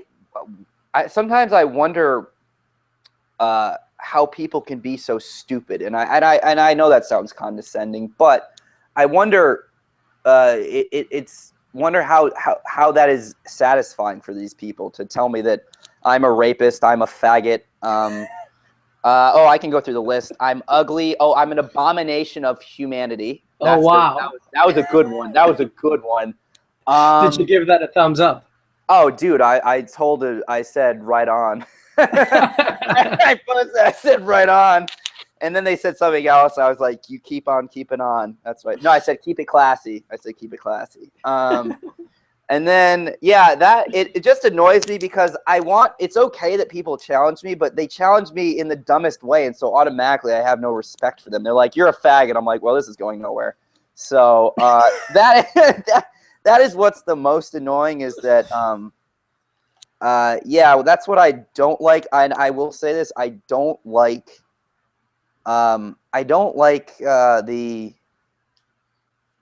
sometimes I just get crazy people on my channel. I don't know, that bothers me because I'm like, it bothers me sometimes that I get these really crazy people that are like, great content. I'm like, wait, you're insane. Why do you like what I'm saying? Where these people are telling me about like the Illuminati and that I'm, and that there's like a Beyonce Knowles is like, no, seriously, like actually people that have like told me shit and that like I've gotten emails from these like conspiracy theorists and I'm like, and then they're like, great content, by the way. I'm like, oh, what am I like? I guess you attract all types of people, and sometimes I wonder if I'm You do, man. I don't get as many crazy people on my channel. I'm going to. You know, honestly, I gotta ask. Am I saying shit that's that crazy? I think I'm kind of like middle of the road. Well, I think so. I don't know what's happening. And we always have this discussion. I'm like, just don't let them rub off on me, man. Just don't let them rub off on me. Dude, the trolls need to be fed. They're hungry. I can't feed them all myself. Okay, people need help. No, just kidding. Oh man. But yeah, what I like, what's the most satisfying is when I see like usually it's like when it's like a kid come on, like when they're like I thank you for spelling this out for me. I needed this. I always something like I always thought I was crazy. Thank you for letting me know this, or I never knew this information. This has opened my eyes, and I'm like, great, yes, like maybe, just maybe, I changed the course of someone's life for the better. That's what I like. Honestly, that's what keeps me coming back. What do you hate about making content? Oh, you bastard. Yeah, dude, what do you hate about it? Oh man. Oh, you know what I hate? Honestly, I don't have trolls. Well, I had one troll who just called someone oh god, this is live. Someone called the N-word to someone else, and for no reason. And I'm like, dude, just, you know, I allow everything, but you don't have to be a fucking racist here. Like, I allow literally everything on my channel, and I will go and thumb it up. Yeah, I've begun to do that too. Now I just fuck with them. It's kind of funny. It's entertaining. Where you're like, hey. Exactly. So let me think about it. What I really, you know, when you really put effort in videos, when you're trying to reach people and put like for my part, I put some medical knowledge in it when I try to when I try to keep it real, just so that people know that I'm not talking shit. And those are the videos that people do not appreciate as much as they appreciate me bitching, right? I appreciate them, Nico. Yo, I know, man. This is the same. I do. Remember when you were making the videos that were scientific, and I was like, oh man, those are really good. No one liked those, dude. They hated them. I mean, well, they didn't say they hated it. It was just like, you know, no one watched it, so I assumed they didn't like it, which I understand. I mean, you know. No, I get it, but it's not like I speak a really fancy language or anything like that. I try to keep it simple, but it seems that from what's happening, that a lot of the people enjoy more the drama that may be going on inside someone's life, and they're more willing to listen to the drama rather than go through the change or go through the process of changing themselves and understanding themselves and becoming better. Not all of them, obviously not all of them. And I get the emails that you get as well. You know, it really helped me. I get people that send me their red pill moment stories and all that, which I find, exactly. So these things I find really, really good. And I feel like I'm giving something back to the people. But when I try really, really hard to give something back, you know, people just don't give a shit. And it's all right. Yeah. It's all right. I understand that. It doesn't, yeah. No, I know. Sometimes you pour your heart and soul into something and it just doesn't resonate, or it doesn't seem to resonate with people. And you're like, why? You know, for the science videos, I mean, on my end, I can understand why a lot of people didn't watch them. And I know that DNA cloning, for some people, they just want to claw their eyes out. For me, it's awesome. But I understand why someone might listen to that and have their eyes roll in the back of their head. I do get it. I put it out there because I love it so much. I love to talk about it. I love the sequence of it. I love the methodology, and I hope maybe one person comes across, maybe a kid who wants to be a scientist and listens to it is like, this is so cool. This is what I want to do. And, you know, they become a scientist. That's my hope.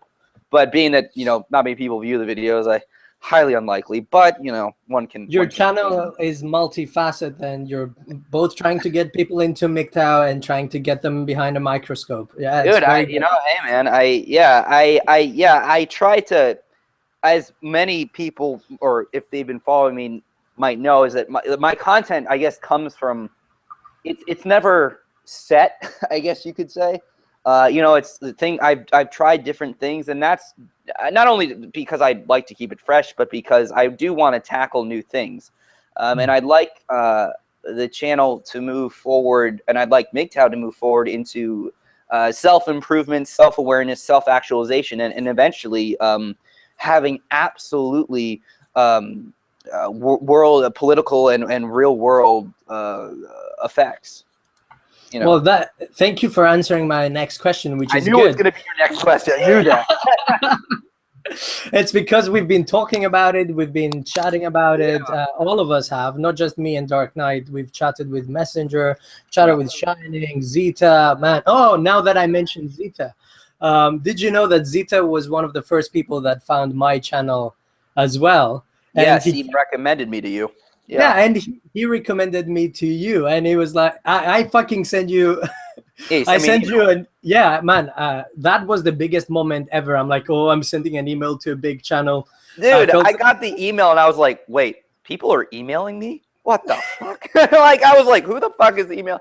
You know, to me, it's very surreal. I've never gotten this much attention in my life.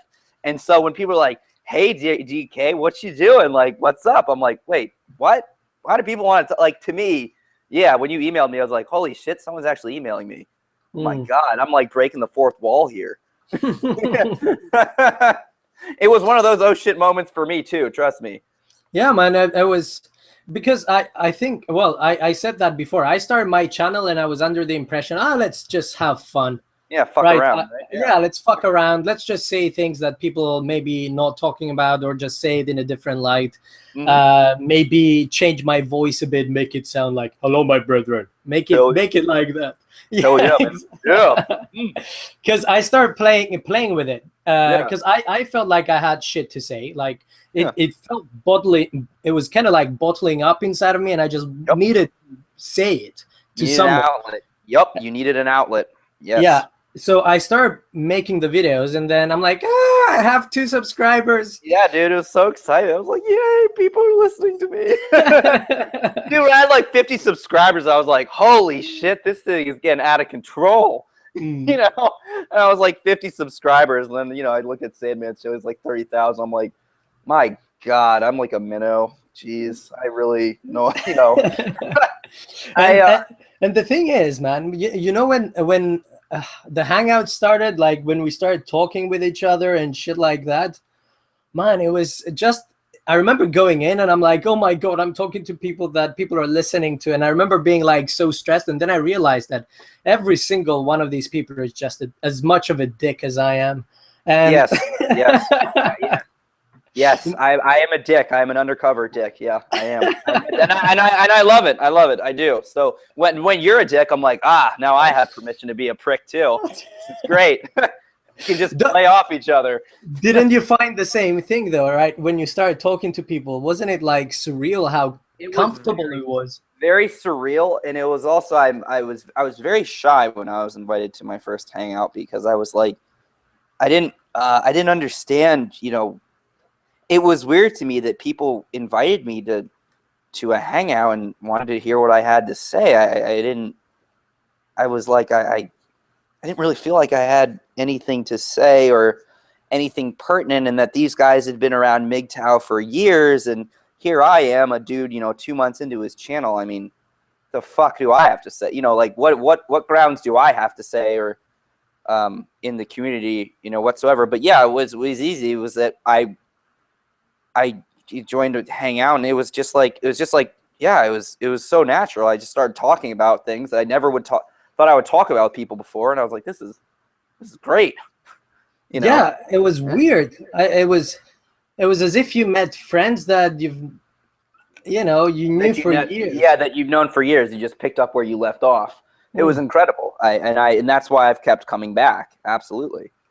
It's you know, talking with you guys these things. I've told you guys things that I've never told other people, because you guys actually understand and don't judge me, right? And to all the men listening, I mean, that's MGTOW can not only be a learning avenue, but can also be your outlet where you can tell people things, where you can get off your chest, and you can have understanding ears, where you're not going to have people just snub their nose at you, right? I mean, you can tell anyone you want, but there's something so comforting and something so cathartic when you can talk to your MGTOW brother, and they actually they can empathize with you, really, really empathize, and try to understand where you're coming from.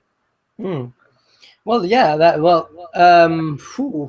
how can I describe it in a strange? I remember like my first hangout, man. I had my hangouts on, and then for some strange reason, it was I am that invited me to a hangout, and I started talking, and he told people, wait a second, let's hear what Nico has to say. And I'm like, who the fuck cares what I have to say? Who the fuck cares what I have to say? Like, yeah, exactly.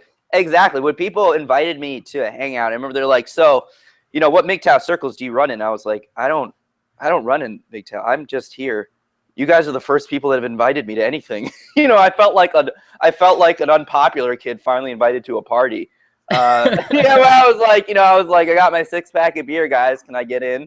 You know, kind of thing. I would feel like, yeah. So have you been on Hangouts? I'm like, no, I didn't even know these things existed. And then people are like, you know, can I have an interview with you? And they're like, if you have time. I'm like, no one's ever asked me for any interview. I have no idea. Like, it was so weird for me because I was like, wait, people actually want to interview me? What the fuck? Like, I don't know. Yeah, sure, I'll interview you. Yeah, let's do this. Yeah, it was very it was very comforting, but it was very welcoming. It was very it was just people just brought right in and they're like, yeah, what do you have to say about things? And I was like, you actually want to hear what I have to say? Well, okay then, you know. Being able to express my opinion freely was wonderful. Yeah, not just that. And I think we have lots of commenters, subscribers to our channels that also frequent our hangouts. And, you know, they're brilliant guys. They come and they talk to us. And there is never, let's say, kind of like a scale or like a hierarchy or anything like that. There's nothing like that in how we talk.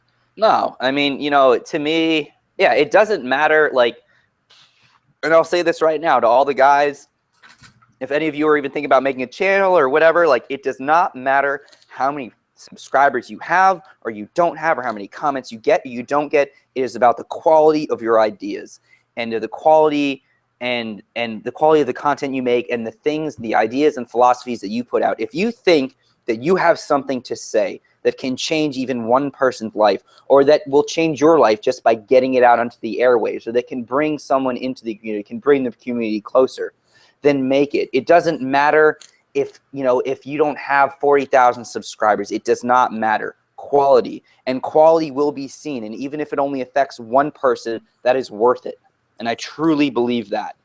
Exactly. And I remember I remember when I was going through that hard time with like getting overworked and having a burnout.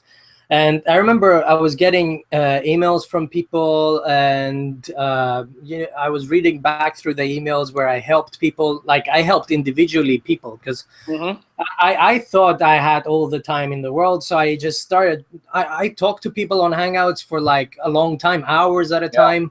I sent long ass emails and all that shit. And it was really kind of like killing all of the free time that I had. Yeah, I mean, you can build a lot of connections, and yeah, it can take a lot of time. Absolutely.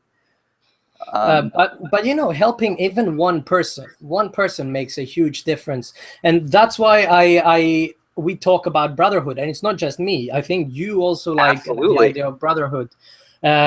Because if I'm not there, you can help people. If you're not there, I'm not there. There's all these people that are on our channels that may help other people. There is comments there. There is shitloads of content.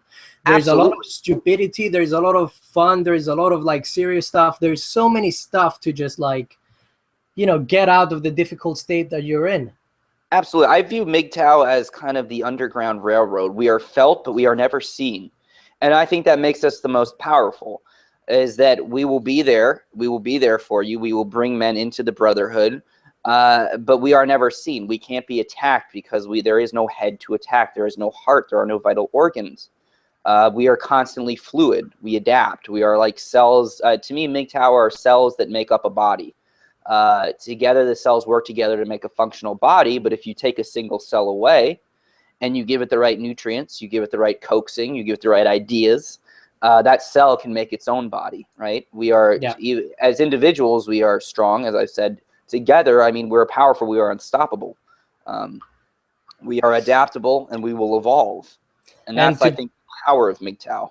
Yeah, and to be fair, you're talking about pluripotent stem cells here. They Yes, can make I am. anything. Yes, thank you. Yeah, pluripotent stem cell, not multipotent, pluripotent. Yeah, they can make a whole human being from scratch.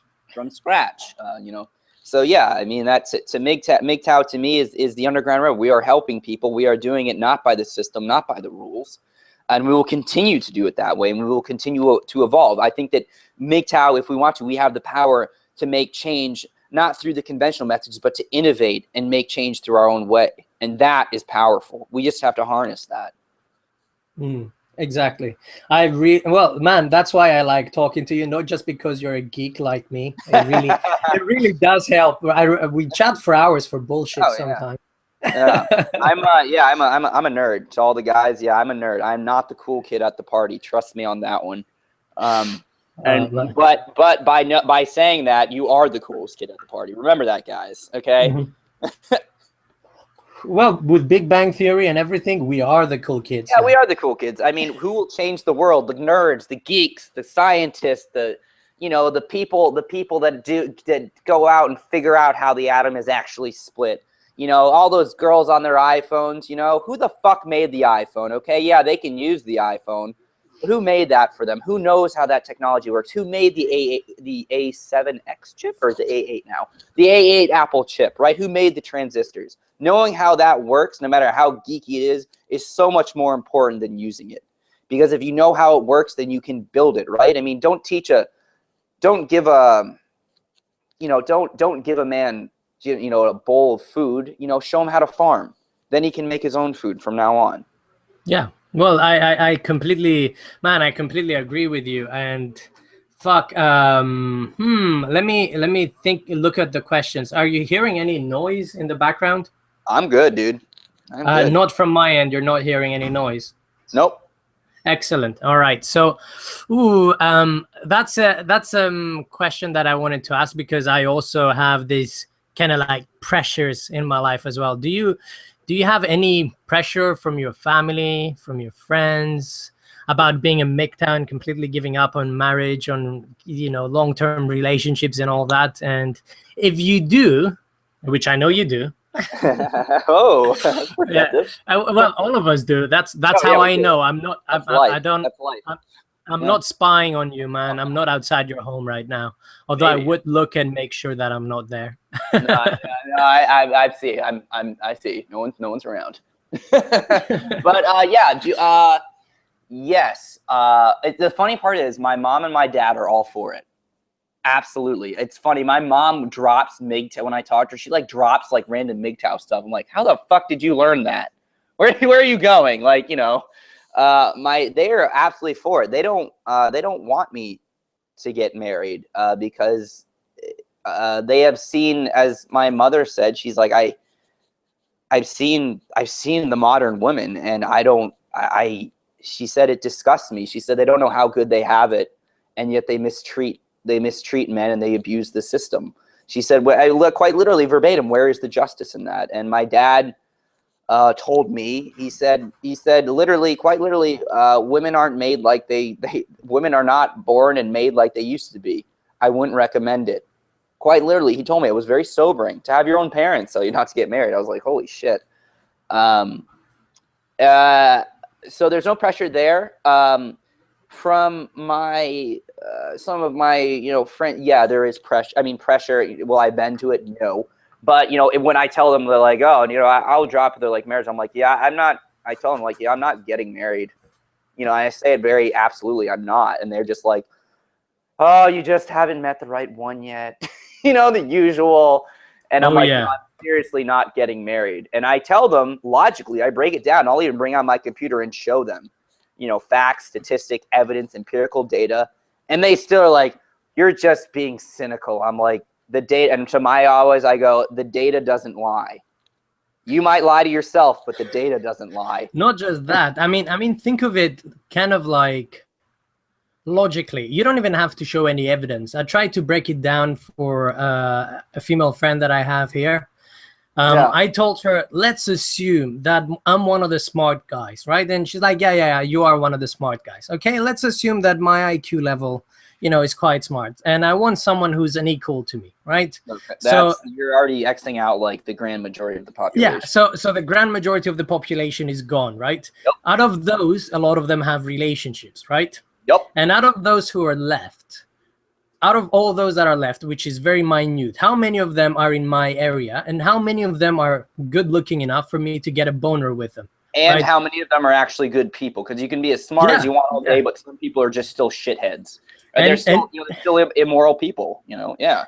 Exactly. And she just sat down and just went like, her mind it will be difficult. Her mind was blown because she never thought about it, right? And they always go back, well, you just haven't found that, you got to take a chance. And, you know, and I always go back to the casino now. I was like, you know, I said, based on the evidence and the facts, the odds are largely not in my favor. And so you're telling me to take a chance on 31 black. And yeah, and if I win, I win big. And if I lose everything. I mean, what kind of, like, yeah, that's a chance with high risk and high reward and higher risk. Now, logically, right? I mean, with any other thing, if you told the people any other thing, like go to a casino and bet your life savings, they'd be like, fuck no, I'm not going to be like, but you could win $10 billion. But 99.9% of the time, you're going to lose all of it. So, you know, you're going to walk out with nothing and homeless, right? They'd be like, fuck no. But then as soon as you bring up marriage, they're like, no, it's different. I'm like, no, it's not different. You are all, you know, I try to tell them, I'm like, I know that you think you're different, but you're just a dot on the bell curve. That's all you are. And they can't get it out of there. They can't believe that. Dude, you can't put logic in love. They're like, yeah, but love, it's this thing. I'm like, love is a biochemical reaction. And I try to explain, you know, they're like, you're just being scientific and cold. I'm like, no, you think it's something. I said, does that make it any less awesome when you feel it? No, but it is still something that can be quantified. So don't, like, I was like, you know, see people, I'm like, don't act like it's this something, this like ethereal, godlike, omnipotent presence. Okay, it's something that it can be quantified. It's something, it's a reaction. It's a chemical fucking reaction. Does that make it any less awesome? No, I think that makes it more awesome. How multifaceted, how complex it is. I think that makes it, to me, it fascinates me. But yeah, they're like, well, but love. And that's just a cop-out. That's an absolute cop-out. You know, it's people just wanting their drug, their fix. That's what they want. And some of the most, and I was guilty of this before I took the red pill. You know, some of the most logical, smart people will be like, but love, it'll conquer all. And I'm like, you serious? Like, do you actually believe the bullshit that's coming out of your mouth right now? I mean, no, love won't conquer all. I mean, holy shit. If love conquered all, then no, it just doesn't. I mean, no, there's so much more. Even if you're in a relationship, even if you're in a relationship, people are like, love is all you need. I'm like, no, you need love. You need compatibility. You need respect. You need the right timing. You know, people can love each other but live on opposite ends of the world and they just never cross paths. I mean, there's so many other things. People act like love, like once you have it, it's going to solve everything. It's a bunch of horse shit. And I think it's unreasonable to expect, even if love is true, even if you assume everything that they say is true, it's unreasonable to expect that one person will serve all those functions that you need in your life. Absolutely. I mean, it was unreasonable I thought it was unreasonable for the woman that gave my red pill moment to expect, she wanted me to be every which thing. And it would be unreasonable for me to expect her to be every single thing I needed as well. And so, yeah, I mean, we're trying to, you know, they're trying to fit love, which is like an analog watch in a digital age. It just doesn't work. It doesn't work anymore. Things are different now, and things will always be different, but people want to cling to the tradition because it's comforting. It's like a teddy bear that you have at night. It's always going to be there and it comforts you. And it's always that thing where if you have the worst fucking day, you can fall back on that fantasy, right? And that's a comforting fantasy, right? It's like a little blankie that you bring to bed. And so people will always fall back on it because it's comforting. It gives them hope, and hope is good, but it gives them false hope, I believe, which is dangerous. It gives them delusion, and delusion is dangerous. That's not hope, it's delusion. Yeah, I completely agree with you, man. I completely fucking agree with you with that. And I mentioned it in the last video that I made that I think women have more insight than the blue-pilled men. That's what I personally believe, because the blue-pilled men are just delusional and will not listen to reason, and they won't even look inside themselves to understand what's going on inside of them.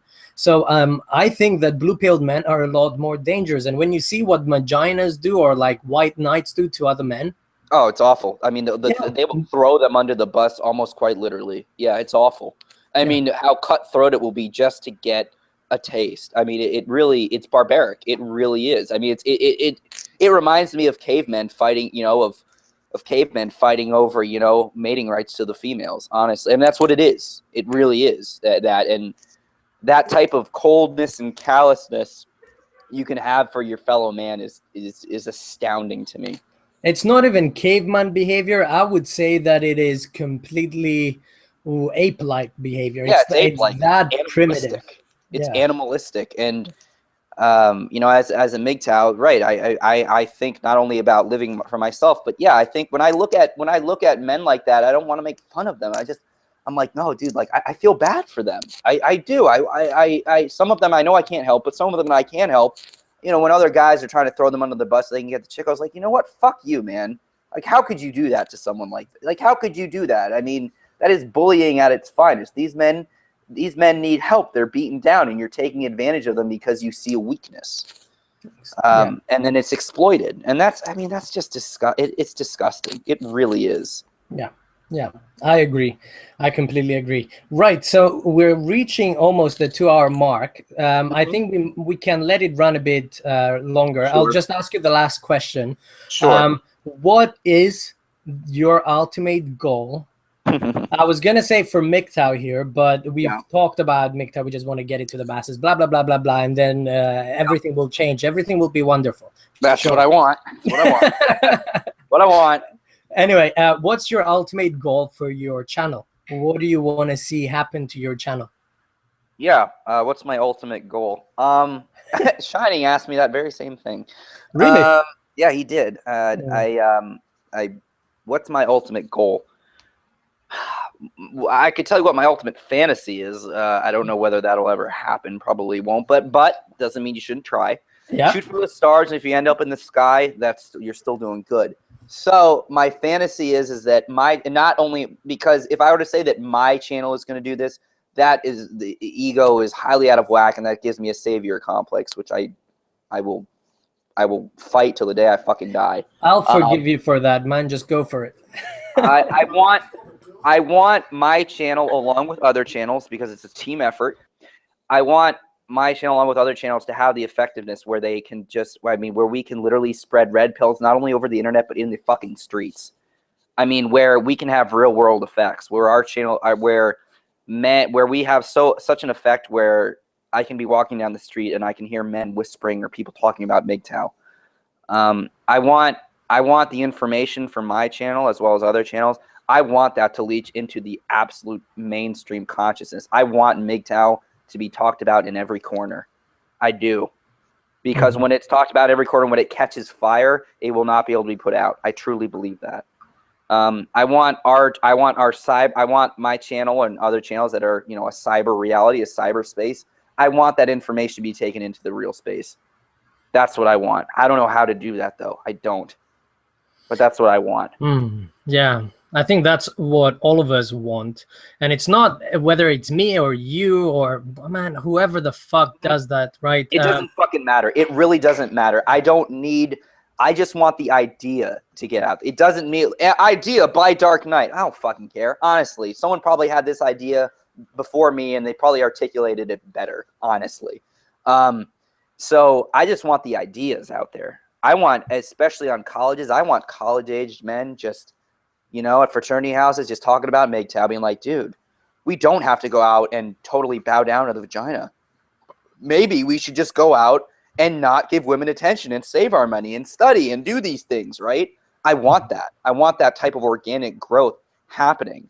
I want to be able to walk out and see real world effects. I do. I know that maybe that's me putting the cart before the horse, but that's what I truly want. Good. Well, yeah, that's a beautiful dream. I find. It's a dream. It's a dream. Is it a pipe dream? Maybe. but Who cares, man? We'll aim for the stars. That's the idea. And I said it, man. I came back last night. I was drunk. And I made that video, and I put that video on, and I was kind of like spitting on the mic as well. Dude, that video had passion to it, though. You could tell. It was like, yeah, like it was just. It makes you want to get up and fight. It makes you want to stand up for something. And as effective as being passive is, and there is passive aggressive can be effective. I think we can have a multi-pronged approach. We can be passive and we can be downright aggressive and just fucking go for it. Stand up and have effects. Absolutely. Yeah. And don't do what I did. Don't do what I did. I made a really, really kind of like, I wanted to take on the world. And as soon as I finished the video, because it took like 15 minutes, 20 minutes, I passed out. I slept. Yeah, dude, it's exhausting, honestly. You put that much passion out, you're just like, fuck, I'm tired. It's like, you know, having a good round of sex. Let's just bring it right back. It's like, you know, some good sex, you pass right out after. Exactly. You always gotta bring it back full circle, boys. All right. So let's say that, well, 5 minutes early, I've asked most of the stuff that I wanted to ask. Do you guys have any questions? Let's give them like a couple of like 30 seconds, 40 seconds, see if they can ask questions. Sure. Man, I think we've reached like 35 viewers. Whoa. That's damn impressive. Honestly, that's damn impressive. Yeah. It's because you're a beautiful man. Yeah. Or I'm a hideous golem-like creature. You never know. All right. Let's see. Yeah, we should put like music just to play for Batman. Adam West, baby. Come on, 1960s Batman TV show. That would have been actually fucking awesome, because dude, I could have played that and gone for a piss, right? And just like oh, you should have. I would have sang to it. Absolutely, man. No, I'm holding it in. It's all right. You guys have any questions? Please don't be shy. Ask anything. If you don't, that's fine too. If you do, please ask away. Or not. I don't know. I'm just waiting to see, man. I'm paying attention. They were asking questions throughout, but I thought we might as well talk ourselves and like then we'll answer the questions later if they still have questions. Because some of the stuff that we talk about, they kind of interlink with the questions that they ask. Dun, dun. So now I'll have that fucking song in my head for the. Dude, it's an amazing song. Don't lie to yourself. Don't lie. Yeah, it's very complicated. Yeah, man, it's amazing. It fucking gets me pumped for the gym. Listen to that right before the gym. Okay. I was mainly focusing on questions on Dark Knight rather than me. Dude, so they were asking how old I am. You answered that. Yeah, I said I'm 28. Yeah. Yep. 28. I'm not old. I only sound old when I talk like this for videos. Oh, right. Giggity. Sorry, Quagmire. All right, so let's see this. Would you comment on the Joker as the true hero in Dark Knight? Interesting question. Very interesting question. I feel, did Adam MGTOW UK ask that? No, it's Island Cyclone. Damn it. I thought so. I thought Adam made. It's funny. I think both him and Batman are actually in different ways, depending on the looking glass, are the hero. Hero is an overused term. Which one is the true vigilante? In that case, I think it would be the Joker. And the Joker, when it comes to him killing people, of course, I don't agree with that. But the sentiment, absolutely. I mean, what did he want to do? He wanted to basically disrupt a system that he could clearly see was broken. And how did he do it? I mean, the guy, you could question his methods, but the guy brought down the mob. He stole all their fucking money. I mean, he did what Batman couldn't even do in one bank heist. And he left and all the criminals that he brought with him, all the bad people he brought with him, he killed them. I mean, that was a pretty effective way of literally clearing out the mob and taking out all the criminals, the seedy criminals that came with him. And he bankrupted them, and he got the mob on their knees. I mean, he did something in, what, a day that Batman couldn't do in, what, 2 years? If you think about that, it. Now, of course, that then he's also a psychopath, so then he starts killing people. Can I agree with that? No. But can I agree with his sentiments of what did he want? He said everything burns, right? And he started burning the money. He wanted to burn the system down. And from that, he had made a new system, yeah, in his own fucked up image. But I agree with the sentiment of let's burn the system down, let's build a new one. He took it to an extreme, or he is an extreme version of that. Is that, do I think that some things need to burn down? Absolutely. Do I think that other things maybe just need to be rejiggered? Yes. That's looking in broad strokes. But I think, if anything, the solution is always usually a mix of both. Mm-hmm. Right. Next question is, how do you suggest approaching the subject of MGTOW with your close friends to keep them in the red pill world and save them from the pussy rat race? Very, very, very good question. Yes. So, no, it's a balancing act, because if you give them red pill truth, you just show them all this, they're just going to look at you and be like, "You're insane. F you. I'm leaving." They're not going to. It's going to be too much of a mind fuck. So what I would do is, generally, here's what happens. Your friends are generally going to be having problems with women. Why wouldn't they? They're blue pill. They're still doing things that are going to allow women to manipulate them. And so they're going to be having problems with women. And chances are they're going to come to you with these problems. They're like, dude, this chick, she's using me. She's doing all the plethora of things that females can do. And so you're going to sit down and you're going to listen to them. And then slowly offer them solutions, just very, very humble solutions, like, hey, or offer them like a conclusion, like, hey, you know what? You don't have to put up with that if you don't want to. You can walk, hey, don't text her back. If she wants to play games, she does not deserve to be talking to you. You can start to offer them solutions, and plus, with offering them little solutions, show them, be able to predict, be able to be like, oh, and she's doing this, this, this, and this, and they'll be like, holy shit, how did you know that she did that? And then slowly you'll be like, you can show them slowly, you'll be like, yeah, I know a lot about female nature. They'll start asking you more, right? You can start explaining them more, and they'll be like, holy shit, man, you're like Gandhi, you know all this shit. And then slowly you'll be able to start, then after they trust you, they know that you're not full of shit, they trust your ideas. It's all about stepping stones, right? Give them stairs to walk on. Don't make them leap over a cliff. Show them that you understand female nature. Give them solutions that they can start to input into their situations with women. And then from there, once they fully trust you, once they are starting to implement these things, and once they come back to you, be like, dude, I did that and you're right, it worked. Then they're going to ask you, how do you know all this? They're inevitably, if they keep on that path, if they're curious, they'll ask you, how do you know all this? Then you can say, MGTOW, or you can say, watch this video, tell me what you think, right? Well, the thing is, I will I do that with my friends, and I talk to them and I give them advice and I tell them how to sleep with women and all this shit. Man, I do all these things, and I even kind of translate women's speech in like male speech. And they look on their faces, they're like, how the fuck did you do that? That's incredible. But it's like you deciphered Morse code. Exactly. But they still don't believe it. Like sometimes it feels like it's too much of a step to make, and I don't understand it. Exactly. It's because sometimes you're like, how do you? Sometimes it's like, did I skip a step? Did they need another step before? It's a balancing act, and the thing is, every person is different. Some men are not gonna be able to be saved. I know that sounds terrible, but the men that are gonna be able to be saved are the ones that are curious. They're free thinkers. They want to know. They're the ones that are asking why. Why is this happening, right? The ones that are just kind of poking at the walls, the box they're in. They're just a little bit curious, right? Mm-hmm. Generally, those, and you'll be able to see, they'll be like, well, I don't understand. This is kind of bullshit. This doesn't make any sense, right? This doesn't make sense. Clearly, they're thinking critically about it. And because of that, then you can start to, it's a stepwise act, though.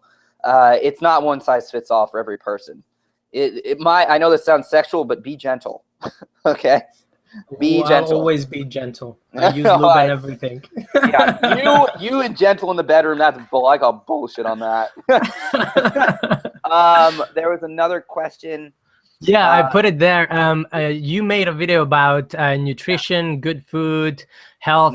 What about your gym workout advice? So I can give you a quick thing, and then if you to this person, if you email me, I am MGTOW Rising. I'll type it in 719@gmail.com. Let me just send that. you can email me there. And if you have further questions on like a workout, generally my workout advice. So it's all about what you want to get out of your body, or what you want your body to look like. Remember, the scale lies, the mirror doesn't. Doesn't matter how much you weigh, it's about your body composition of fat to muscle. But generally my gym workout, people ask me this a lot. I work out 4 to 5 times a week, and people go, well, I work out 6 days a week. Remember, more is not always better, because if you're constantly in a state of catabolism, muscle breakdown, then you're releasing more cortisol and you're stressing your body out, and you'll get sick and you'll lose muscle. Anywho, I do 4 to 5 times a week, and I generally every workout involves compound weight training, which is multi-movement weight training. So, and I'll give you an example of a day. Okay, so today I am doing with my friend back day.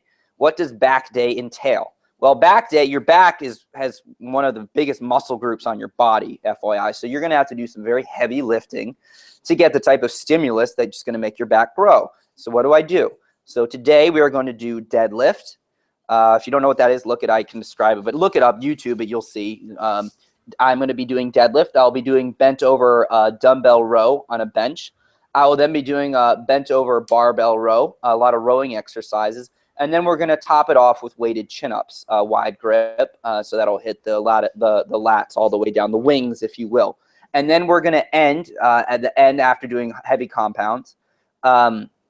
We are going to end with 10 minutes of sprint cardio, intermixed with high repetition chin-ups with no weight, to kind of get the detail in there, and as well as to burn out the muscle and to deplete the glycogen completely. This will roughly take about an hour to an hour and 10 minutes if you do it with, I'd say about, since you're lifting heavy, give about your 45 seconds to a minute in between sets. Each of those lifts, 3 to 4 sets, make it fucking heavy.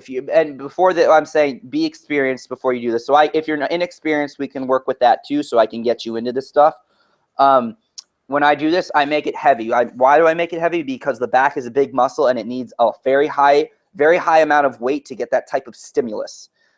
So you make it heavy, and people go, well, how many reps do I do? You know what? Fuck the reps. Make it heavy, and when the weight hurts to lift, that means it's working, so keep lifting. I know that sounds very macho, but it's true.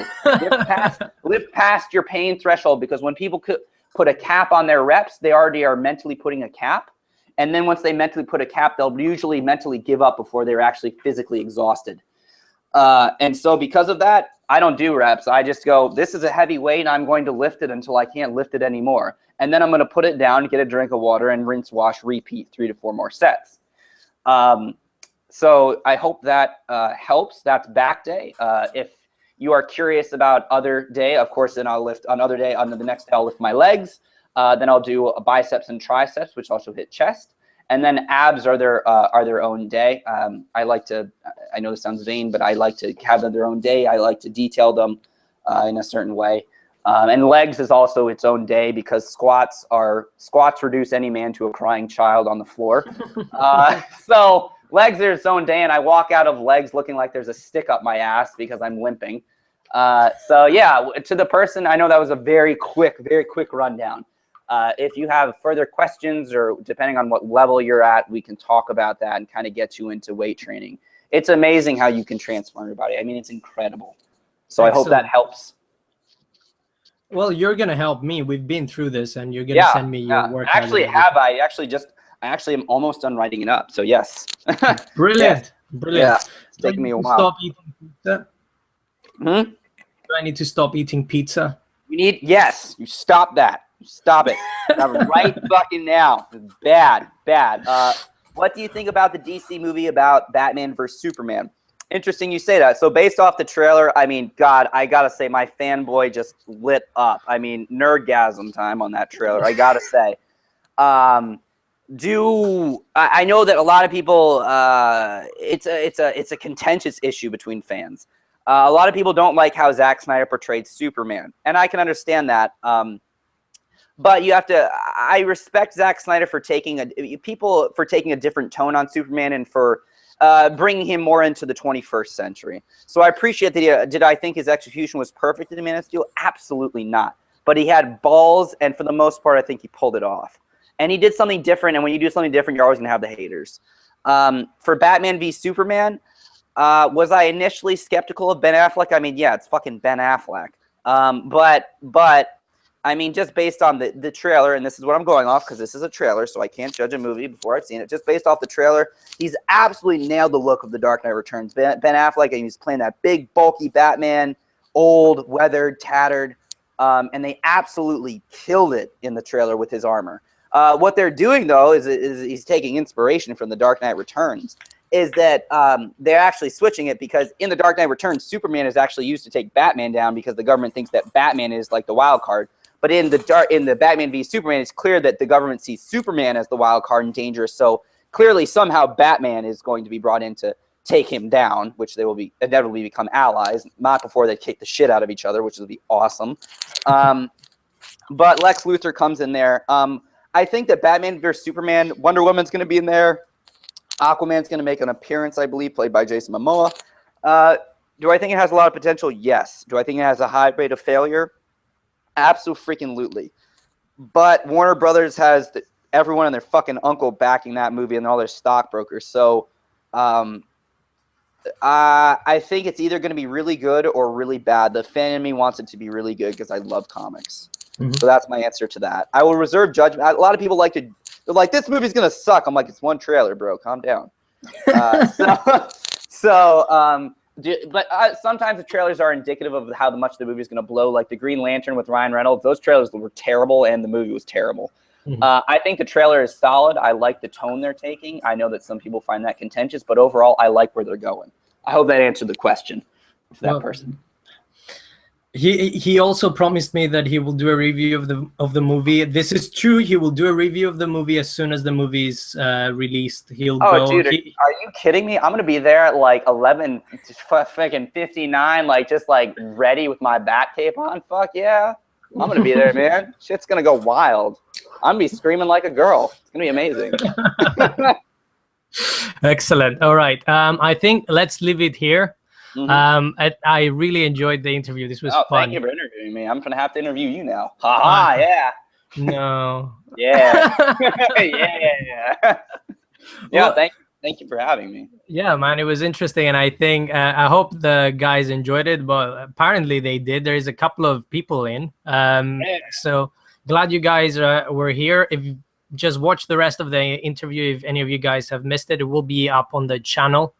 I'm thinking that it might be up on the channel. I'm not 100%. I'm gonna like it too, so it'll go on so it'll go on my feed as well, so people can go to your channel and be taken to your channel and watch it. Okay, all right. So any final words, man? Any final words to all the people listening? Well, one, to all the people listening, thank you for listening to my ramblings. Two, I know that MGTOW is, if we're going to bring it back, has been recently has had a tumultuous couple weeks, months. But remember that the ideals and philosophy of MGTOW are incredible. The only thing that will ruin MGTOW or take it to the next level are people, right? People. The ideas are the ideas. It's what we do with the ideas that make the execution good, bad, indifferent, or extraordinary. And if we want to take MGTOW to the next level, and I think the next level is having an effect, if we want society to listen, and society has to listen, not that we want, they have to listen. If we want them to listen, if they have to listen, which they will, then we need to be cohesive. We need to be decentralized, but band together. And when you have 10 million people standing out your door in the White House, it's very hard to ignore that. 10 million men standing outside your door saying, we're not going to do this anymore. There needs to be change. We can be the sleeping giant that changes nations, that changes the whole world. So I want you to think about that, and don't lose faith in MGTOW. If you lose faith in people that are misusing MGTOW, that is fine. But remember, the ideas are pure. It is people that make them impure. And don't lose faith. And remember that, and I truly believe this, is that either if we fail, and it's a high stakes game, if we fail, if MGTOW fails, we are on a path of we are in a system that is unsustainable. Is it our job to fix things? No. Is it our duty to fix things? I think so. So in that sense, we cannot fail. It's our job, or it's not our job, it's our duty, it's our moral obligation, because the world will at least limp on. And I don't want the next generation having to deal with the shit that has been going on, because they won't be able to do it. And because of that, I think right now we need to come together more than ever, and we need to start making decisive blows against the media, against politicians, and against social norms, and having real world effects. And so thank you for listening. And on that bombshell, because I think that was a good bombshell, I'm not going to add anything more. Just a big shout out to the guys listening. Thank you. Thank you, Shining. Thank you, Zita, for being on. Shining says he hated it. We hate you too, yeah. man. All right. All right. We're going to get off the air. And thank you really for listening. And it will be up on the channel. Spread the word and stay MGTOW, guys. MGTOW for life. Bye, guys. Bye.